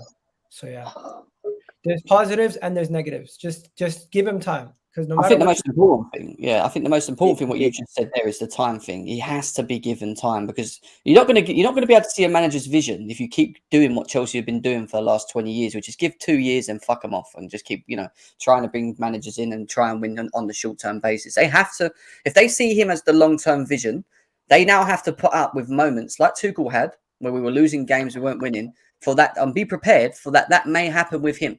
I'm talking about Graham Potter. He will have the I honestly. Oh, go ahead. You go. My bad. I was watching something on TV earlier, and they were talking about Graham Potter is not going to get a lot of time to actually train with these players. So don't expect ridiculous transformations until maybe after the World Cup, where he's actually been able to train with some of these guys and have a little bit of a mini camp. Right now, he's not going to be able to until the World Cup. It's going to be every single week you have games. But you not still expect some sort of improvement with in between that time, because they are going to still train 2 games a week. I think he's going to do what any manager does when he comes into a team. He's going to try to do the best that he can with what you currently have and not change too much. Just implement a little bit here and there. You're not going to see too many changes until he's actually gotten to train with them and give them a lot of time in the training ground. You're going to have Europe and then games in the Premier League, European games in the Premier League, Cup games in the Premier League. No, it's 2 games a week. Going to be non-stop, so there's not going to be really much time for him to. Can I ask you a quick question to go as well for you as well? Yeah. Now we've got Graham Potter. Where do you see Chelsea finishing this season? Honestly, I'm not going to put it down on your manager. Before the season, I felt like you guys were ill-prepared, and now that you've made your manager change, we're going to have to see how quickly you adjust. I still think you're behind Tottenham. You're behind Liverpool. Actually, Liverpool it's really between if Liverpool can sort themselves out, Arsenal or Man United, it's a 4-horse race for those final 2 Champions League spots in the league. I think anywhere between 4 to 3rd, I could see you guys. Anywhere between 5 to 3rd, I could see you guys falling. I don't think you guys are locked like last year. So I'm saying, to be nice, I think you're gonna finish 5th, but I don't want to be harsh. I could potentially still see you guys finishing 4th. The Queen died. Is she gone? Is she? She was on. No, the Queen's not dead Do yet. you think that's harsh though? Saying you're gonna finish 5th? Do you think that's harsh? No, No. that's not harsh. But if you ask most Chelsea fans, the expectation for where we should be finishing is Champions League. You know, like Minimum. we wouldn't accept 5th. Like minimum for us is Champions League football. You got to bear in mind, Miguel, right? You guys are in a great role at the moment, Arsenal, yeah, and you're doing what you're doing. And I think again, when you look at vision, you give time to Arteta like you have, and you stuck by him. You can see the outcome of it, and now you can see that he's got players that he wants in and whatever, and they're more comfortable. And you're starting to see a good Arsenal. I think Arsenal have got a good chance of getting Champions League. However, I still think there are still question marks with your team, because having a great August doesn't mean much to me. Chelsea were top of the league all the way to December last season. No, I'm being honest with you. I'm gonna be honest 2 with you. years in a row. You're saying Chelsea were top of the league last season all the way to December. We've got a couple of injuries, and where did we find ourselves? It switches so quickly. This league is aggressive, mate. You lose a couple games, you could be 1st. Next minute, you're like 4th. Listen, That's what I'm just going to say this. It's going to go one or two ways. Either you guys are successful with him and he lasts his 5-year deal and he gets an extension, or he's sacked within 2 years and you guys don't have the patience to give any manager the time. That's the question. That's the big question, isn't it? Are they Wait, going to why is that a question? No, because that's what they're saying. They're saying now they're giving him a 5-year contract. It's a statement of intent that you're going to give a manager time. But I don't believe you guys are going to give the manager time. I think realistically, the carousel of managers will still continue, maybe 2 to 3 years. If he doesn't achieve any major achievements, you're going to try to go for another manager. And a funny stat for you guys: no English manager has won the Premier League. Only Yet. Yes. Always been. Super Graham Potter's pot smoking psychedelic blues, bruv. We're winning everything. Anyways, guys, I gotta go. Big up. See you later, girl. Big up to you, Big man. up, Respect bro. to you. Enjoy Thursday Take care, nights, my guy. Big Yeah, up.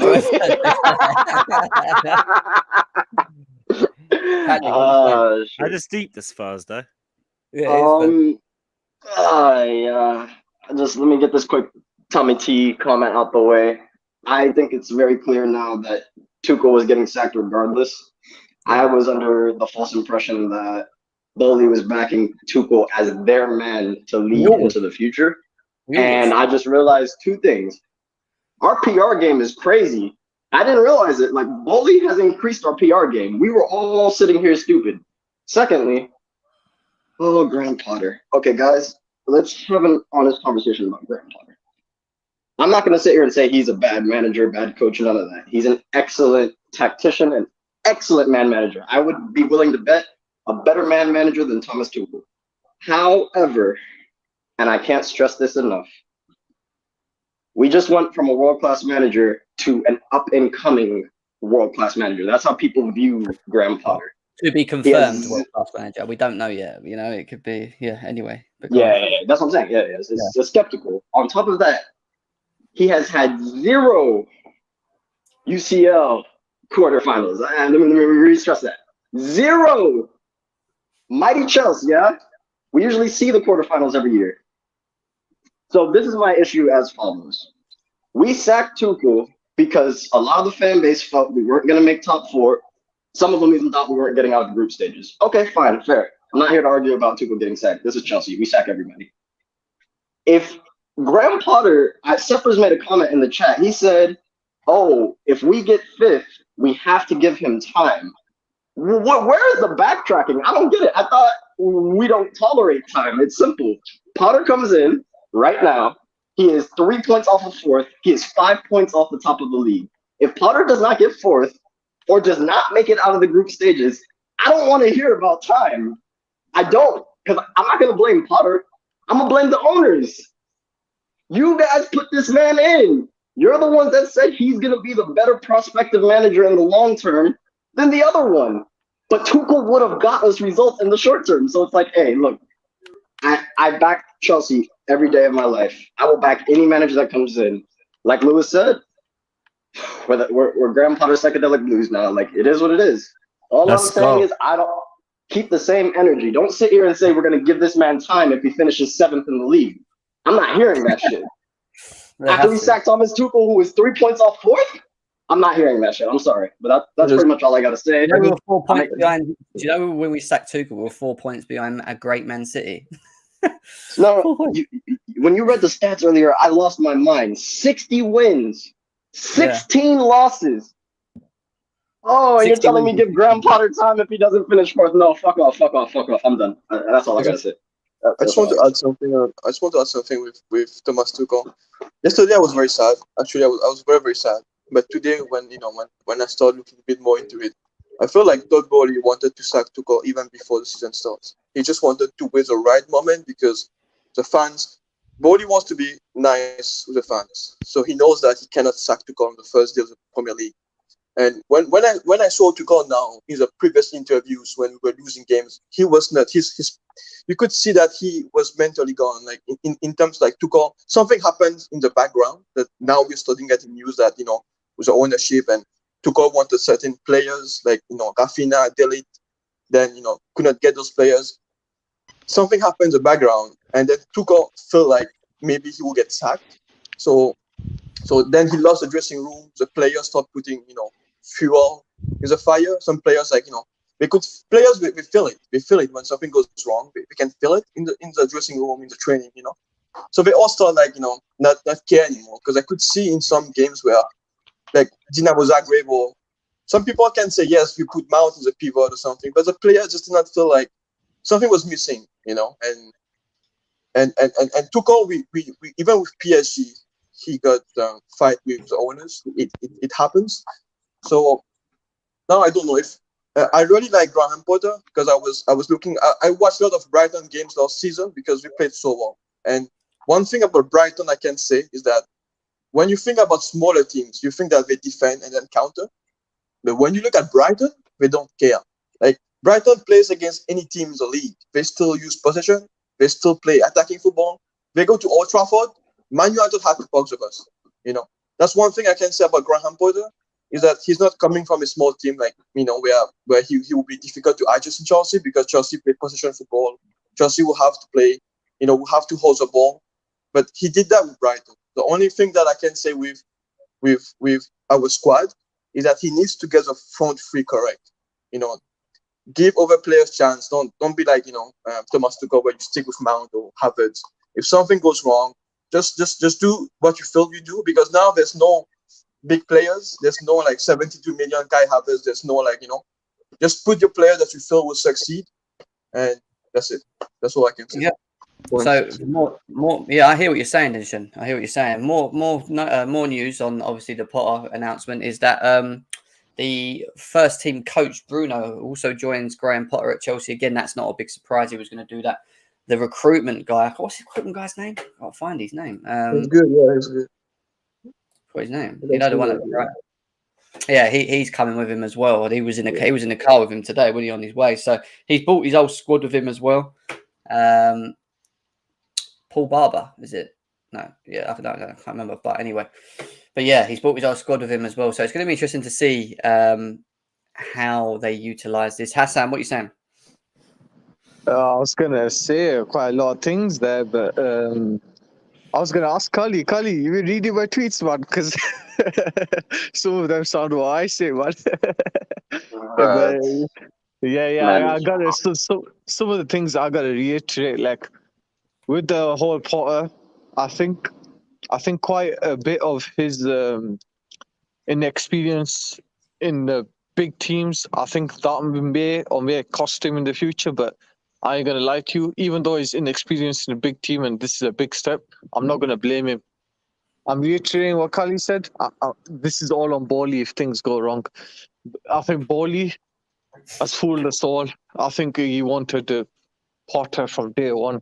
I think he was looking for excuses, because let's be honest, right now everyone's saying it's illogical to sack Tuchel. He just wanted a few people on his side, and that's it, and pull the trigger. But We gotta back what ball he's doing because he's gonna be here for the decade. He's contractually signed to compete for the next decade and try to win for the trophies. So he's gotta do what he's gotta do. Even though we all disagree with what he's doing, but he just gotta back Potter now. And Well, yeah, yeah. whatever goes wrong, I'm blaming the hierarchy. It's all on them now. That is it. That is it. The pressure is now on the hierarchy for me, because they have to have got this right. You know, they're the ones that have made the big decision to get rid of Thomas Tuchel with 60 wins and 16 losses and 24 draws to be sacked. And Please stop to reminding put me. this in Holy perspective, only a few managers of the elites have got 60%. You're looking at Ancelotti, Mourinho, Pep Guardiola, Jurgen Klopp, Sergei. Bro, these are the managers. This is like the caliber. Like, if Tuchel never lost that dressing room, that would have been well over 60%. Well over. There's this stat about, obviously, his time at Brighton. It's hard to use because it is Brighton. You guys are meant to bounce, but bless. Lewis, see you later, Bless bro. up, Lewis.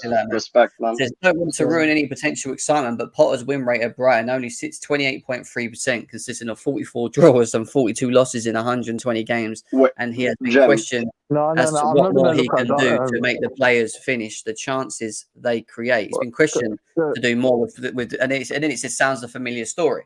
It does whenever you look at Chelsea finishing the chances. I was going to say, Jem, what's the Brighton's highest finish under Potter? Because I think that will give it good I think? Excuse me. Eight. I think because like the highest I remember they were on about was 8 or something. Yeah. And yeah, I mean, I think for top 4, I think he'll do as well in the league. But it's about trophies. Can he bring the trophies home? Can he overcome that hurdle? We knew that Thomas Tuchel could win trophies, man. That guy's like, when it comes to cups and stuff, he's an expert in that. I think the only thing was he just wanted to dominate the league as well as the Champions League, the FA Cups and stuff. That was just, I think Tuchel was a couple of players away. I think Potter has more questions to answer than Tuchel. I think Tuchel was just a couple. I think for us to be, everyone to be on board of, like when we sacked Lampard, how many questions were Tuchel were there? About 3 to 4, where they could replicate PSG to Chelsea, and that's exactly what he did.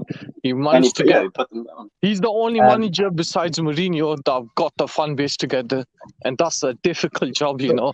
On his but one thing I'm gonna lie about Tuchel is that every attackers that I'm not gonna lie, even Sterling came in. He did score some goals, but Sterling do look average. I'm not gonna lie. They all scored 5 goals before him. No, but if you look at the attackers, the five games or 6 games that we played, if we score goals, it's because of individual brilliance. There's one thing I like Tuchel very much, but he's been here for so long, and the attacking, like I always look at the front three, and I'm like, do I see a progress? Because when you see Man City play, or when you see Liverpool play, or even when you see Real Madrid play, you see a pattern in the attack, you know. But then everyone can come in. Broja can comes in, you know. Even Aubameyang, he did have some good movements, but then with Graham Potter, I want to see a change. I want to see when I see Chelsea play, going from defense to attack, and then you like, yo, that's way different from Tuchel, you know. If it's the same thing happened with Tuchel, then it's unbelievable. You know, then something wrong. The players are bad. You know what I mean? I hear you, mate. I hear you. Let's go to Kevin. Kevin, what you saying, mate? Hey, Jem. Pleasure. I'm a rival fan, but I just want to say a few things for me. Who do you support first? United. As an American. Yeah, no worries. Just I want to say a few things. Fucking childhood. It made my childhood really good as a 27-year-old here in the States. But no. So first off, I know I'm kind of upset for you guys. I think Tommy Tuchel should have got at least another year under this board. To even just decide what his plan was of that money that we spent. But the main thing that I see you guys panicking about is you guys have Fulham and they're on good form on the weekend, right? But how long did it take? I know, Jem, you said this yesterday in the show. How long did it take the boys to play Tommy Tuchel's style when the first game he came in? How long did it take for him to actually adapt that style in? Man, 6 months he won the Champions League. And I'm just saying possessive football and using the wing backs to attack, and that's I Tuchel's think style. I think there's a couple I think there's a main factor in all of that is that when he took over, we wasn't obviously in a great position. We was in 8th, but when you look at the run up for that period, not only in the Premier League but in the Champions League, part of the reason why we were playing well when we were playing well, we wasn't winning 3-4-0 or 5-0. That weren't Chelsea playing It was well. the grinder results, 1-0, right? It was exactly, yeah. It was that we were so solid at the back. He made us. We were leaking goals under Lampard to then this completely switching the flip and being a team that you couldn't score against. You know? At the end of that season, we had the most clean sheets in Europe. Yeah, So and people what I'm trying to get at is a UCL record for defensive solidarity. why it worked so well, why it was specifically working so well, is that we were heavily reliant on our wing backs in Chilwell and James, and everyone knows very well that in that period how good they was through that period under Tuchel, and they thrived from it. And it, you know, we just looked better. Havertz looked sharper. Kante through that Champions League period was very good. Everything just seemed to tick well, and everyone understood what they were doing. Until they got injured. Break down. Yeah, and then we started getting injuries. And So as soon as we COVID. started getting injuries, well, the injuries was an issue because as soon as we lost that quality of our 11 and we started relying on the bench, we realised that the bench, in terms of quality, was not at the same level. So that system that he was still trying to play, we couldn't play it to that level because some of the players that were coming in couldn't do it, and that's where we started getting found out. That's So what this- Jem, you remember when we were saying we had better quality and depth than Man City? But yeah, Kelly and Jem, why I'm saying this is because look, it was the scary thing is Potter's gonna come in and like get crack under pressure. My main thing is when Tuchel came in, your first game, I think you guys played Palace. It was the 1-0 win. You guys had 78% possession the entire game. The issue is he didn't even have a single practice or training like day. He came in on that, I think, was it Thursday, and you guys played that Saturday. Yeah, he had a meeting. He had a meeting with the squad. So my biggest issue for you guys fans is like just obviously you have to trust the people, but my thing is like listen to what he has to say in his first interview and see if he's like very confident what he can do. Obviously, I know he's gonna be that issue of he's Brighton. He came from Sweden, where I'm originally from. Like when he did that, it was crazy. The issue is, was it 0 as nil? Oh, maybe I thought it was. No worries. Thank you, chat. But my biggest thing is, guys, the issue with your squad right now is the players you guys have are lacking confidence. I think that's the biggest issue. Like when you look at other rivals, look at how, I don't know, Pulisic is playing. The guy is scared to even get on the bench for some reason. He doesn't even warm up when they're like he's obligated to. He's sitting on the bench when everyone else is. That's my biggest issue for you guys. Yeah, I think it was a bit of a mixture of everything, if you're honest, Kevin. Like the whole thing with Tuchel. I still don't agree with the fact that we got rid of him so early. But then when you look at how the players were playing under him, and the confidence was a big thing. You said confidence. When the players start losing sight and it's just not working, it just starts getting worse and worse and worse. And one thing I've noticed with this specifically crop of players that we have is where we have no spine. We don't really have like a Hazard or someone that can just dig us out, you know, or have their moments anymore. And when we don't have that and we find ourselves in hard positions like we have done this season, and we're not playing well and we can't seem to get things working or we're not making things happen, we ultimately just capitulate. And that's worrying for me. You know, that worries me for any manager that has to take that on in terms of the mentality side of it and, you know, and not having the spine. You know. So going off of that, I know obviously the spine of every fan I think knows this, in my opinion, is the spine of a team is is your back four solid enough that you trust your wing backs, trust them, or also is your DM there? Obviously, I know you guys lack the DM position, but if you were Potter right now and they said, okay, you have 95 mil in January, does he go out and try and sign 2 DMs? He will. Depth? Or does he go out and try and get an attacking midfielder to help you guys create? Because I think you need both. I think you need both. Personally, I know you need both, but like, is your issue? Do you guys think if he brings in a random player, I don't know, like he had Lallana on Brighton. Wait, excuse me, what's your name, by the way? Me? What's your name? Kevin. Yeah, Kevin. Yeah. Pleasure. My name's Devin. That's why I asked. It's funny. But no I'm worries. gonna answer you really. I'm gonna answer you really quick. Our number one issue in this squad has nothing to do with personnel, and I'm not saying we don't have issues with personnel. I'm saying our number one issue is mentality. I've watched 4 managers get sacked because when it was time to do That's some player hard power. work, the grafting, it's a mix. It is, but it's sad to say, like, my biggest fear for Graham Potter isn't even his resume. It's if we have a rough patch with him because he's naturally going to make mistakes with 0 experience in, past the group stages, all this type of stuff. Our fan base is going to kill him. They're not going to go for the owners. Well, some people are. They're smart. They realize the owners are making a huge fucking mistake. But people are going to go for Graham Potter, and it's just going to continue the cycle. So to answer your question, our number one issue is mentality. Graham Potter specializes in psychology. I hope he puts it to use. And our fan base, because we ain't got we ain't got patience, mate.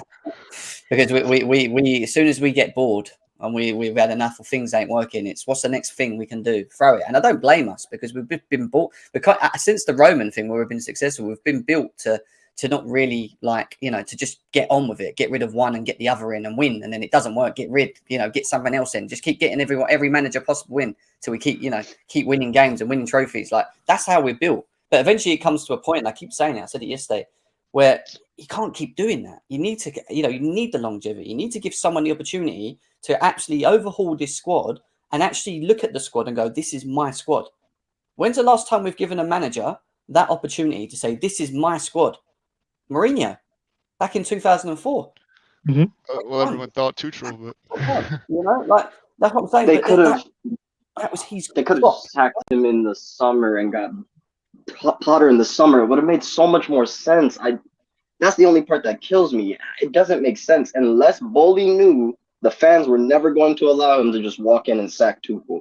That is the only logical thing that makes sense for me. Because why would you spend 300 mil on players that Potter might come in? I know it's going to fit well for his system, which makes me think he's been talking to Potter about the players he was going to sign before he signed them. It doesn't make sense to me. It was because the Cucurella signing for me, that's where I was like, wait, what? Because I didn't expect Cucurella to come to Chelsea. For me, it was just like, Man City is going to close on Cucurella and that's it. I like Cucurella, but I've never expected him to be at Chelsea. So I feel at that signing, every signing that came after, it did spoke with Graham Potter. Because this is why I thought about the whole Anthony Gordon situation. I think it was one of the signings where the board was actually going to push and not Tuchel. And we were just painted to believe that Tuchel wanted him. Yeah. Hello? Can everybody hear me? Yes. My name's Fade Red. I've been in the chat. How's everybody doing today? Yeah, all right, mate. How are you? Could be better, given the circumstances. But let's. I want to say something about this Gordon thing. It was reported whenever we were interested in Gordon that Tuchel was the one who was pushing for it because he saw it. He said that he saw that he played. Gordon played us last year, and that's something that Tuchel thought he could work with. And I don't think Bowley wanted to go with that. But whenever you look at the situation about sacking Tuchel, I think it was the right decision. And I don't want to say, it wasn't emotionally, it wasn't the right decision, but rationally, it was the right decision. And the reason I think that is because once you've lost the dressing room, I mean, let's be honest, there's no going back. And I think that he had completely lost it at that point. Because 5 out of the 7 attacking players did not want to be here anymore. The defense was falling apart even after we spent $200 million on it. But is that a judgment that you can call 5 games in? Well, realistically, so here's how I think it actually went down. So Bowley is the reason he didn't get sacked in the summer. Egbali wanted him gone in the summer because of Tuchel's reluctance to talk to Egbali and the ownership about his tactics and plans and whatnot. Yeah. But so Bowley kept him around and tried to back him throughout the transfer window. That's why we spent 300 million on him. But what happened was I think that just over the past few days, the losses combined with him not speaking to the ownership, I think that really pissed them off. And you have to look at Bowley and Igbali's previous experiences. They run 2 of the greatest sporting institutions on the planet. The Los Angeles Lakers and the Los Angeles Dodgers. And those two teams are notorious for success, or if you don't give them success instantly, you get fired. And I think that's what's happening here. And Bowley wants to wants to do the same thing with the Dodgers that he wants to do the same thing with Chelsea that he's doing with the Dodgers. And I think in long term that will really help us out. Yeah, that's just really my 2 cents on it. I think you've said some logic, and I keep saying it yesterday to people. I said I've got no problem with listening to people that specifically think Tuchel should go, but give me a logic. I've always been like that. Give me a logical understanding as to why. I went through an article today with you guys through the Athletic, and there was a lot of things in there that kind of add up a little bit from both sides and make sense. You know what I mean? I don't agree. Doesn't mean I agree with what they did and making a decision. But it kind of gave us a bit more answers to what was going on, because we were painted an image that, that he was going to be backed and Bowley loves him and he's giving him this opportunity. He's going to buy his players. And all of a sudden,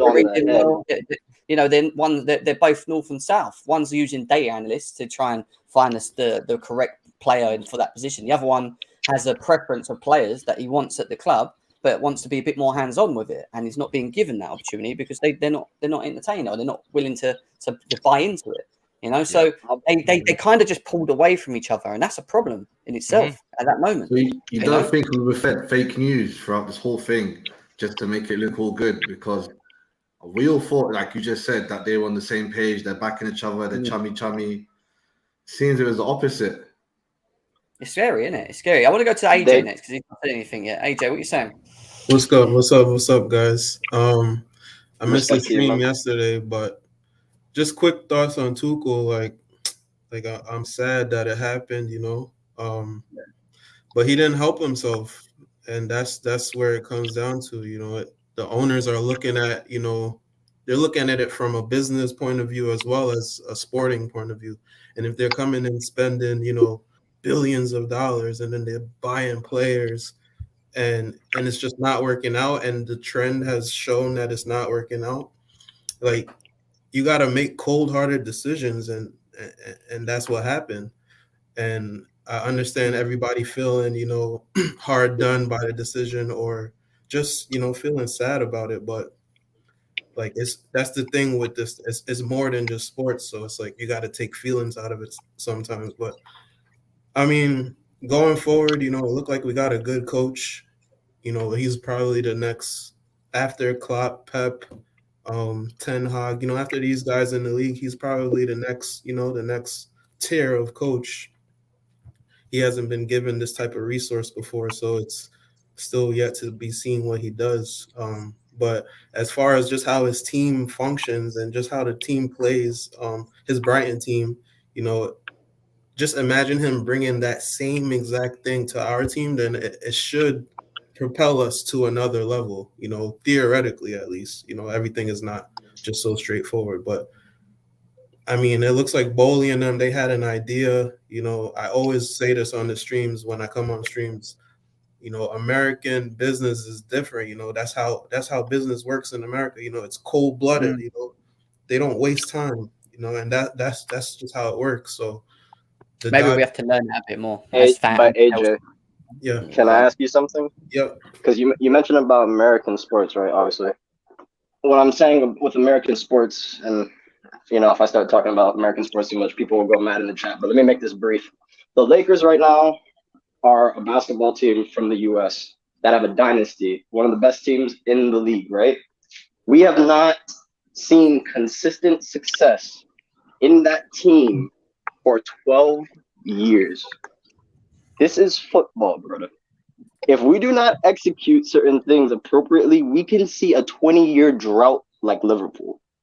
You know what I mean? No. So here's the thing. So these people have standards, right? I'm They're not going to let exaggerating? that happen. Yes, you are exaggerating. All right, here's the deal.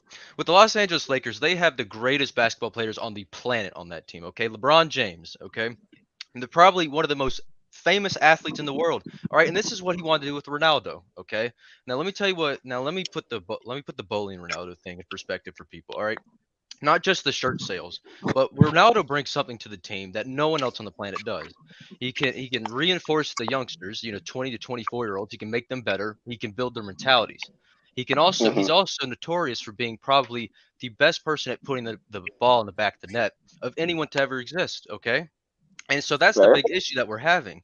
And Tuchel, what he was doing, he was being hypocritical in what he was saying all summer. Tuchel ban. He didn't want a 9, and then he did want a 9.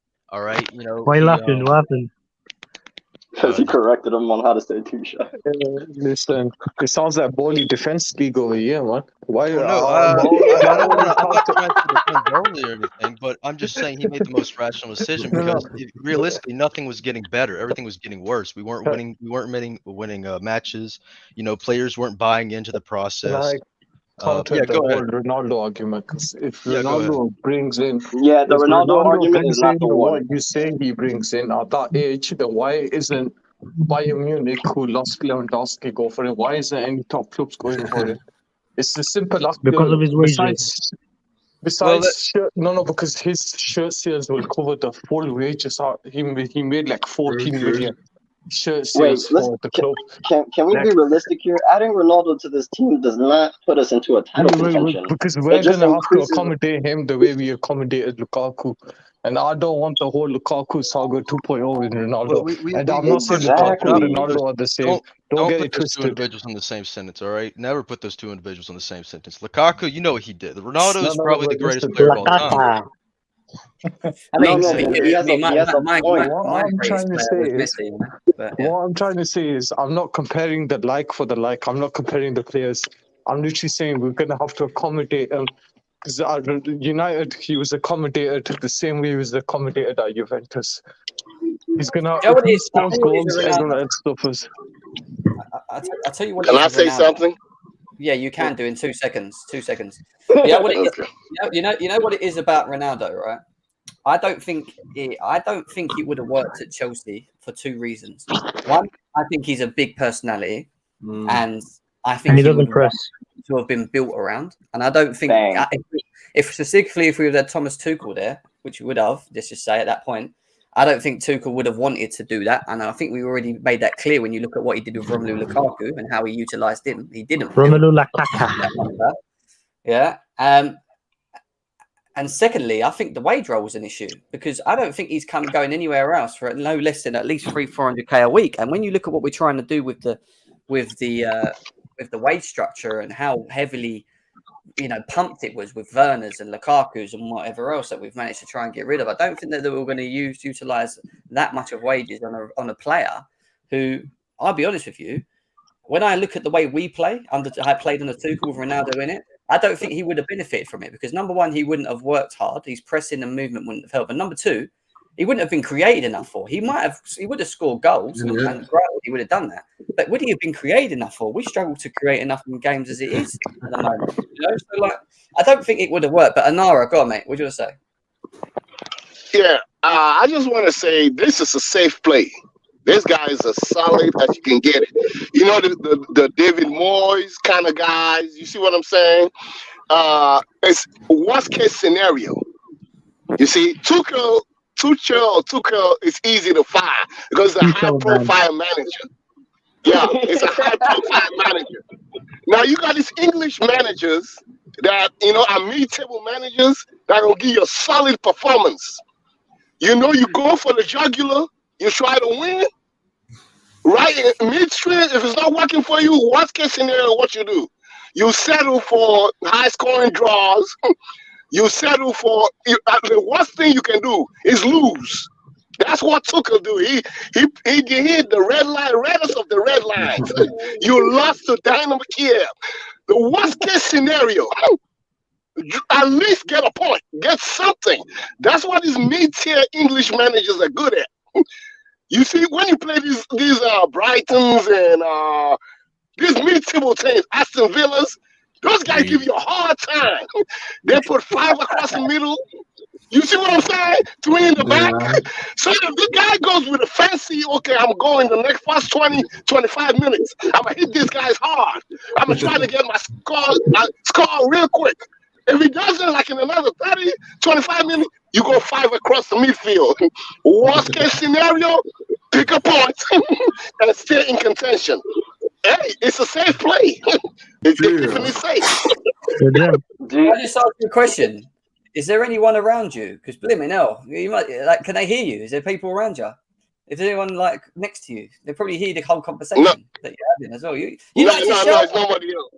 You like shouting. I like it. You know, if you've got Jim. passion. You know? Yeah, brother, I like that. I like that, man. I like the passion. I'm sorry, brother.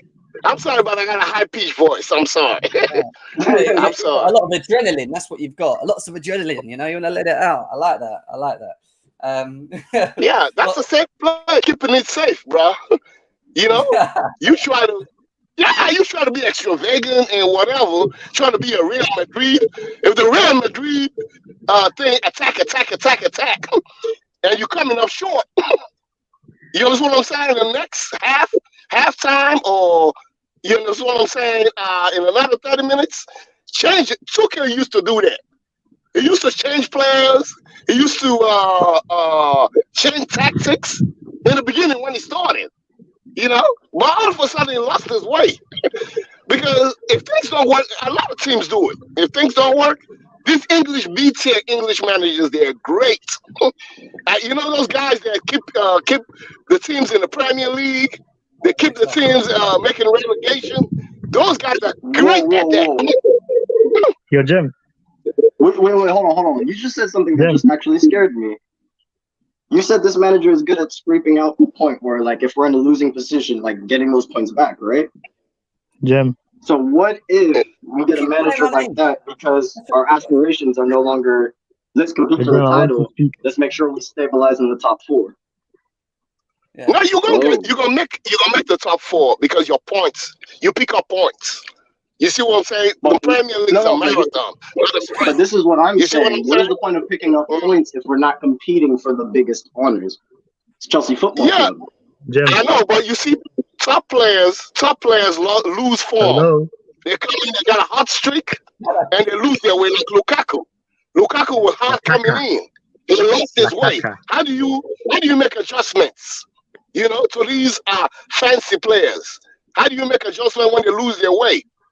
You see what I'm saying? You can go back to my best. No, I hear you One second, Kelly. That's solid point. Solid point.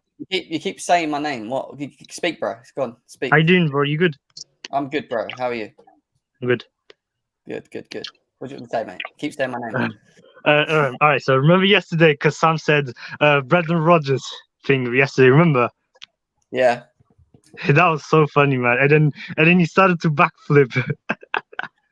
Kazim, yeah. Do you know what? I respect Kazim's opinion if that's what he feels. What did you say?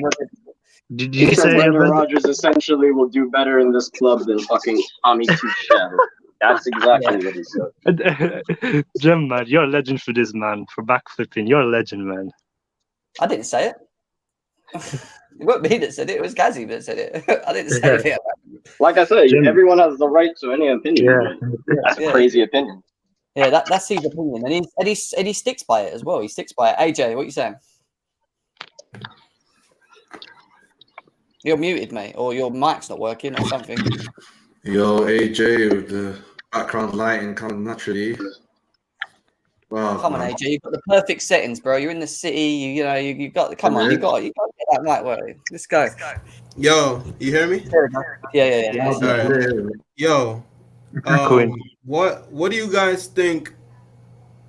What formation do you think? I'll start with that. What formation do you think we're gonna base around? A back 3, and I don't know after that, but it will be a back 3.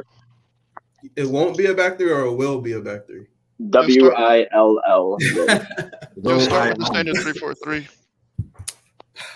My thing, you see, we've got Super Graham Potter. I think that 3 in the back no, he's magic. is causing a lot of problems, and just now the players going through it again. How do you think they feel about that? You think they're excited about that? You think they look happy driving into training? Have you not seen all the pictures of them driving in? I'm not gonna lie to you. I think they're happy to at least try a different system to see if all of them, the YGs, the Olders, all of them. We might get Lukaku back. Jesus Christ. No Lukaku, man. I don't want him back. I think Aubameyang could work with Potter too. I think Potter could work with Aubameyang. We don't need Lukaku. We need Aubameyang only. That wasn't my personal opinion. Bolly might bring him back. This has nothing to do with it. He is gonna bring him back, man. No, I don't want the cemented booted Lamppost, La Caca back. Timberland boots. You got no Will we choice. play mate. more on the break? Will Big we play more safety on the counter? fofo. Will we be more of a counter-attacking team? Wait, can you repeat the question? Yeah, Will we be more of a counter-attacking team? If what? What do you mean? How will we line up? Just under Potter, you know, Tuchel wanted to have the ball 80-90% of the time. Yeah, Do you so think Klopp that's has high possession, and he you know, the build-up here for Brighton is sick. It is, but it's quicker though. It's quicker. that bro. means This is the thing. There's a chance. Like, I think people are still overrating some players. Like, there's a chance they can't even do Potter's system. Then what? And that's What if they can't make the? What if they can't turn? What if they can't make the half turn quick enough to make the pass through to a person making the run into the space? Like Sterling's lightning quick. That's about it, really. But yeah, Reece James, Sterling, Cucurella. Yeah, I think the one thing you need to remember with like this whole Potter thing, like I went through the thread just earlier where it showed like gives you an idea of how he likes to do things. And it seems like the main thing he likes to do with these teams is to attack spaces. So they have more attackers up the pitch, and what they do is they basically make a pass and run, and then they make the space, and that's something that works consistently, providing the team plays to that level. And this is the thing that worries me. This is where I start worrying. Because what I just said there was this team playing to that level consistently. I haven't seen this crop of players be able to do that. Now, they may be able to do it under this manager, and he might be able to get something there where there's rhythm and there's comfort and they understand it and it's more frequent. Or you don't get that, and it looks really good one game, and the next minute they can't do the basics again, playing the ball quicker forward, which they're going to have to do in a Graham Potter system. He's going to want progressive passing. He wants it to be aggressive, and he's going to want each player to attack a space once the space is created, something that I don't think we've done much under Thomas Tuchel. So it's going to be a different style completely. Even though it's kind of the same in terms of formation, it's going to be different in how we approach it, if that makes sense. Yeah. That was clear. Yes, Latimer's Prime in the house. Well, go on. Oh yeah, Prime. If you guys didn't see it, Prime had an epic rant the other night. It was beautiful. I know, I was there, man. It was therapeutic. That's therapy right now. Nah, listen. I mean, you guys are cool, but fuck the majority of our fan base, man. Saying things like Eddie Howe can get top 4, Rodgers is better than Tuchel and stuff like we don't deserve success as a club, man. If our fans think like that, man. That's his opinion, mate. That's his opinion. They're allowed their opinion. Yeah, but Jem. It was also the opinion of people that the Earth was flat. That was also an opinion.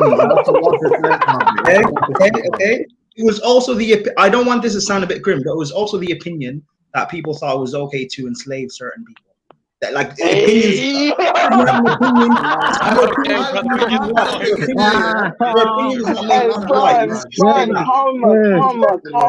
Calma. Man walked in like.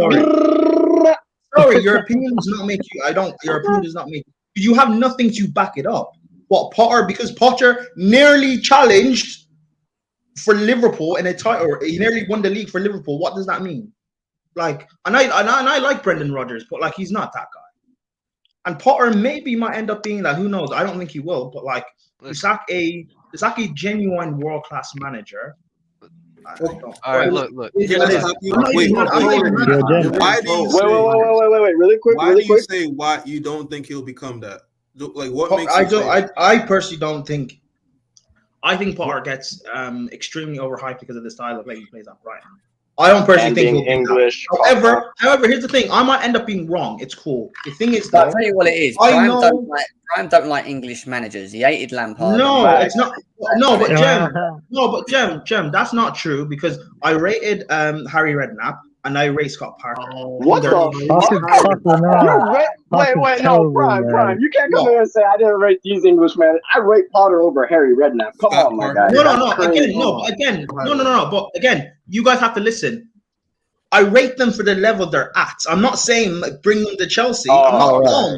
I'm not stupid. I'm not going to think Brendan Rodgers is a good manager. I haven't managed one of the best clubs in the world. I'm not stupid.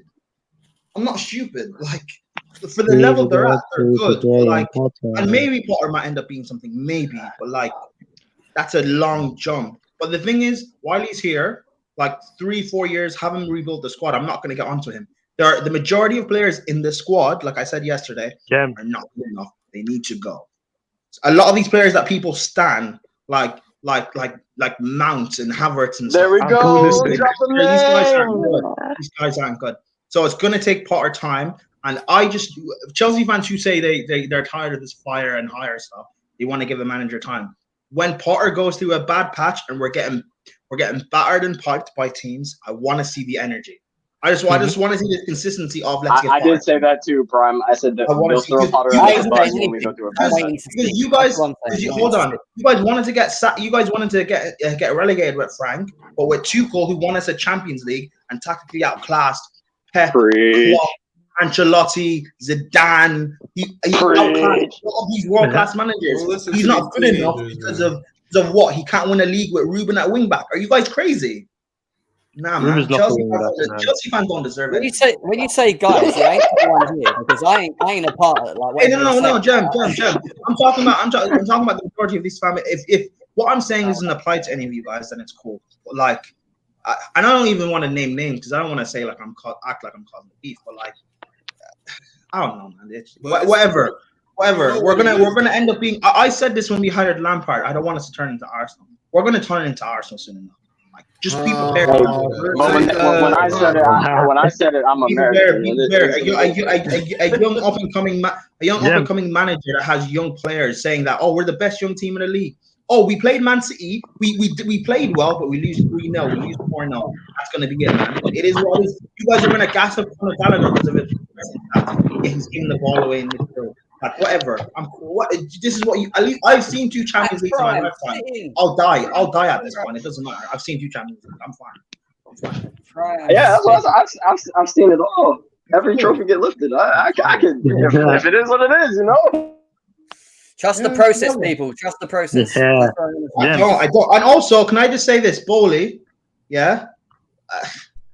I don't even want to get onto him because it's to be determined what he's actually going to do. Be careful what you say right now. But drop your pride and get a director of football. Bring in footballing men. Oh yeah, I know what they're doing.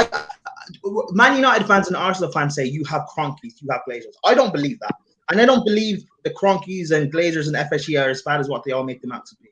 But you know what the biggest problem they all have? They don't have footballing men. Part of the reason why Liverpool are successful is because FSG, what they do, they've brought in footballing. I shouldn't say men in this day and age. They've brought in footballing people that know the game. They have Klopp. They had Michael Edwards, people who knew the game and knew how to scout and bring in players. Anthony Gordon, I like him. I wanted him, but for 60 mil, he's not the guy. Ew. We spent too much money. I like Cucurella, but he wasn't the target I wanted, especially not for that money. Spending 60 something or whatever million for Fana is not the right move because it's too much money. Bringing a director of football that knows what he's doing, because sacking Tuchel for Potter is one of the dumbest moves. Sacking a world-class manager for someone who hasn't proven anything. And you know what? You know what? I'd probably rather bring. Let me not even say that. Whatever. Right. I just like. For me, it's too. And you know what? I'm probably sounding very pessimistic. This is just Prime. What you're doing? I want to see. I just kind of want to see how things play out. Prime, 1 second. Prime. Chelsea fans don't fall into any PR stuff. Prime, what you're doing right now is you're venting, which is fine, mate. We've all done it. I had it yesterday. Some people have had it. Yeah, I know. Yo, Jem. I get it, but I was yelling yesterday. It's all good. By the way, nothing what you said was wrong. I kind of agree with most of what you said as well. But but the majority of my frustrations is actually it's not even necessarily with like Tuchel sacking whatever. I'm not necessarily that bothered. And with Bowley, I hope we'll end up doing the right things. But the majority of my frustrations is with this fan base. This fan base turned. Sorry, Jam. I know I'm ranting. I'm sorry. This fan base turned against our legendary manager in Jose Mourinho. They turned against some of them turned against Ancelotti.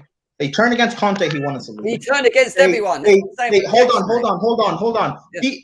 Our fans, like, I remember I was one of the only few people.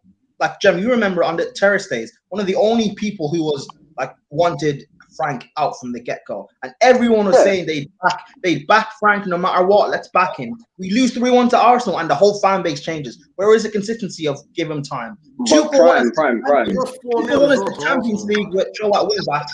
Brian, breathe. Breathe now. Wait, let me answer you. I hear you, Prime. You guys will not give Potter the time he deserves. Let Prime. him talk, bro. He's Hold on. Let me respond to you real quick. Prime, some of the things you're saying are facts. They're not going to give Potter time. Potter will inevitably get sacked.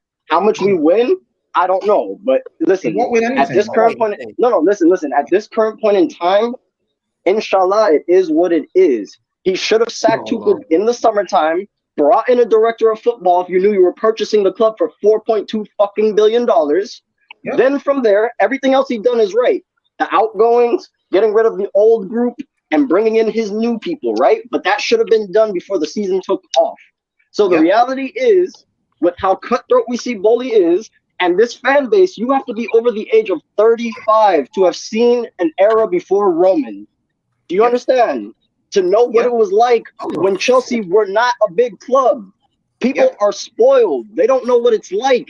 You motherfuckers grew up on Premier League titles, Champions Leagues. There was a time Chelsea was successful for winning 1 title in 20 years and 2 FA Cups. Yep. So, Prime, anyway, don't waste your energy. I need to cut the venting. I do need to cut the venting. Big up to. I'm sorry, Jam. My bad. I'm sorry, Jam. No. Listen, at the end of the day, vent, because I understand where you're going with it, and I actually agree with parts of most of what you actually said, to be honest. And the one thing I will say though is that we do need to give, we have to give, Potter. What's his name? I've gone brain dead. Potter the time to show us what it's about. Whether I agree with what's happened with Tuchel up to this point is down to each and every fan. And for me personally, I keep saying it, there was no logical reason as to why we should have got rid of him. There's not one thing that really tells me that we should have got rid of him this early. And I get some people say, well, look at the run of form, and we've gone through all this before. But for me, when you look at it, there was more reasons for him to just give him a chance at this early point rather than them getting rid of him like we did, And I just think at the end of the day, who's that? I can't even hear nothing. He's got at the end of the day, I think that it's we've got to give Potter the chance now. He's here. It is what it is. But the biggest worry for me, and I keep saying it and have been saying it for a very long time now, is will he have enough time to show us his vision? The vision. What he wants. CFC fan said though. One second. This is the truth of our. One second. Yeah, you're gonna give him enough time to show us the vision at this football club. Something that we haven't seen in 20 odd years is that we've always switched managers. And this time round, let's see if Bowley and Egbali give this guy the time and the backing. And when he finds himself in the positions that Thomas Tuchel has found himself in, and let's be serious, he will have that moment and fans will react. Fans will maybe go against it at this point. Some fans might not like what he's doing up to this point as well. Yeah.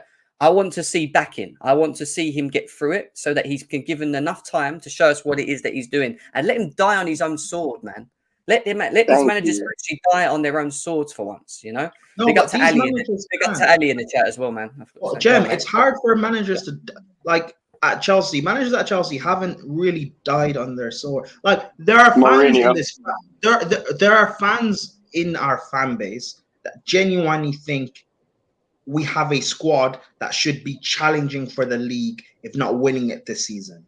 There are fans last season who didn't want Lukaku, but they still thought that with him coming in, it's good enough for us to win the league. The pressure Potter is going to be under, because the pressure Potter is going to be under, like he has to, and in a way, you could probably say Tuchel had a bit of grace because he won the Champions League and the Club World Cup and all the hype we had. Potter is not going to have that. Potter's not going to be able to pull off a masterclass and win us the Champions League to give him another year. Why not? Why not? Because he's not. He's not. Potter is not a walk. Potter. I'll give Potter time. those statements, bro, are toxic. Though you got to stop. It's not, no, but it's no, it's not. No, it's not toxic. You're It's projecting. realistic. And it's though. not. No, It's no, not. no, Again, no, no, no, no. again. It's realistic. Again, no, but here's the thing. toxic as sounds, You have it to is listen. No, realistic. you Did you say have to. Tuchel was going You to have win to the listen. Champions League? I'm not No, again. everybody I'm not calm going to turn. I'm not turning again. I may not want Potter, but I actually will Back give the him time. manager. for I sure. know. Yeah. I know there's bigger problems in the squad. I will give Potter Back to time. manager, mate. You can't be. But Yeah, my you got point, I will. But my point being, this, I know this fan base does the exact same thing over and over. Next season, when we're in like February, March, or whatever, and we're in kind of like 5th, 6th, and we've been beaten in the space of a week by Bayern Munich in the Champions League, by say Arsenal and Fulham, Chelsea fans will turn. Our fan base will turn. Potter will have nothing to cling on to, saying Brighton fans turned on Potter last season. You planting the seed for us to turn, bro. That's AJ. No, I'm not. No, AJ, I'm not Prime. planting any seeds. I know this fan base. I'm not stupid. No, I agree. I agree with you. I agree with I want to hear you. what AJ's saying. Go on, AJ. Go. I agree with you, Prime. I agree with you. I do think that will happen because that's the trend that we do. That's over the last 5-6 managers. That's what's happened, especially since Sarri. You know, since Sarri came in, that culture has been, super toxic. It's just been extremely toxic. But what I'm saying to you is, especially you with someone who has a voice, you should not say those things too much and especially if after you say it, you say, "Oh no, I'm back. I'm gonna back the manager. I'm gonna back the manager." It's almost like you're playing both sides, and then you're planting the seed for that thought of, there's 500, 600 people watching. AJ, I'm saying to Chelsea fans, when things go rocky, we shouldn't turn on him. I'm saying we shouldn't. But they will. AJ. I'm saying that there's bigger problems we have. We don't have a director of football. We don't have a club philosophy and ethos currently. And the majority in this squad are not good enough to sustain any sort of greatness in this team. Wait, Prime, really quick. When things go bad with Potter next season and he has a bit of a limbo because Prime, his previous clubs. Can I just say something to that? That may happen, and I've just said that myself. And it's just about how if the owners give him that time, and yes, the fans will react. Listen, you know what our fan base is like. We did the same thing about Thomas Tuchel coming through the door to what we're saying about now Potter's involved. You know what I mean? Like it's the same thing. I'm mainly saying this to the bigger, like, for the little Twitter, the Rories and shit. I know what he's saying. Yeah, for the faces, not Avies on Twitter.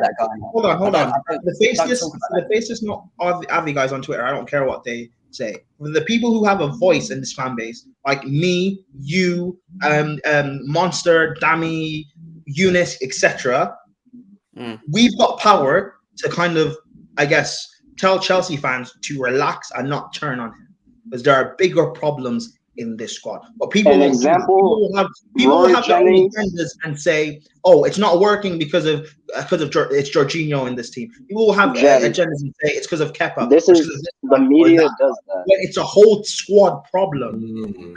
People won't understand that.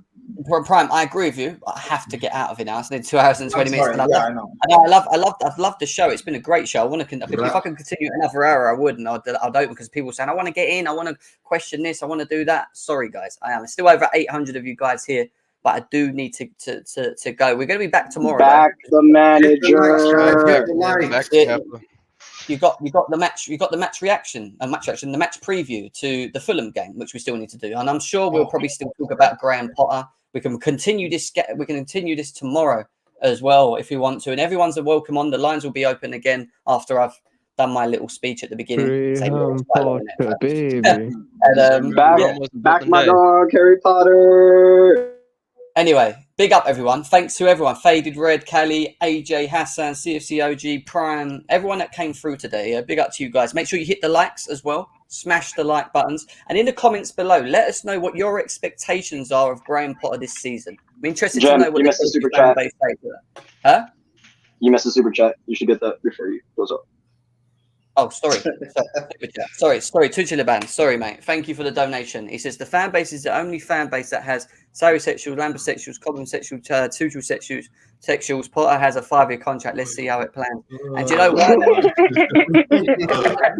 you know why that's the case? Wait, do you know why that's the case, Tuchel? Do you know why that is why this is it? This is what it is. It's because our boards have allowed that to happen, and that's why. Because we don't allow any of these people that you've listed the opportunity to die on their swords, and we still to this point are waiting to see longevity given to a manager from these owners, and that's it. I'm still waiting to see a Premier League since 2017. That's what I'm waiting to see. Wait. Before we go on, I've got to go. Guys, big up to every single one of you guys. Smash the like button, and I'll be back again tomorrow. Peace out.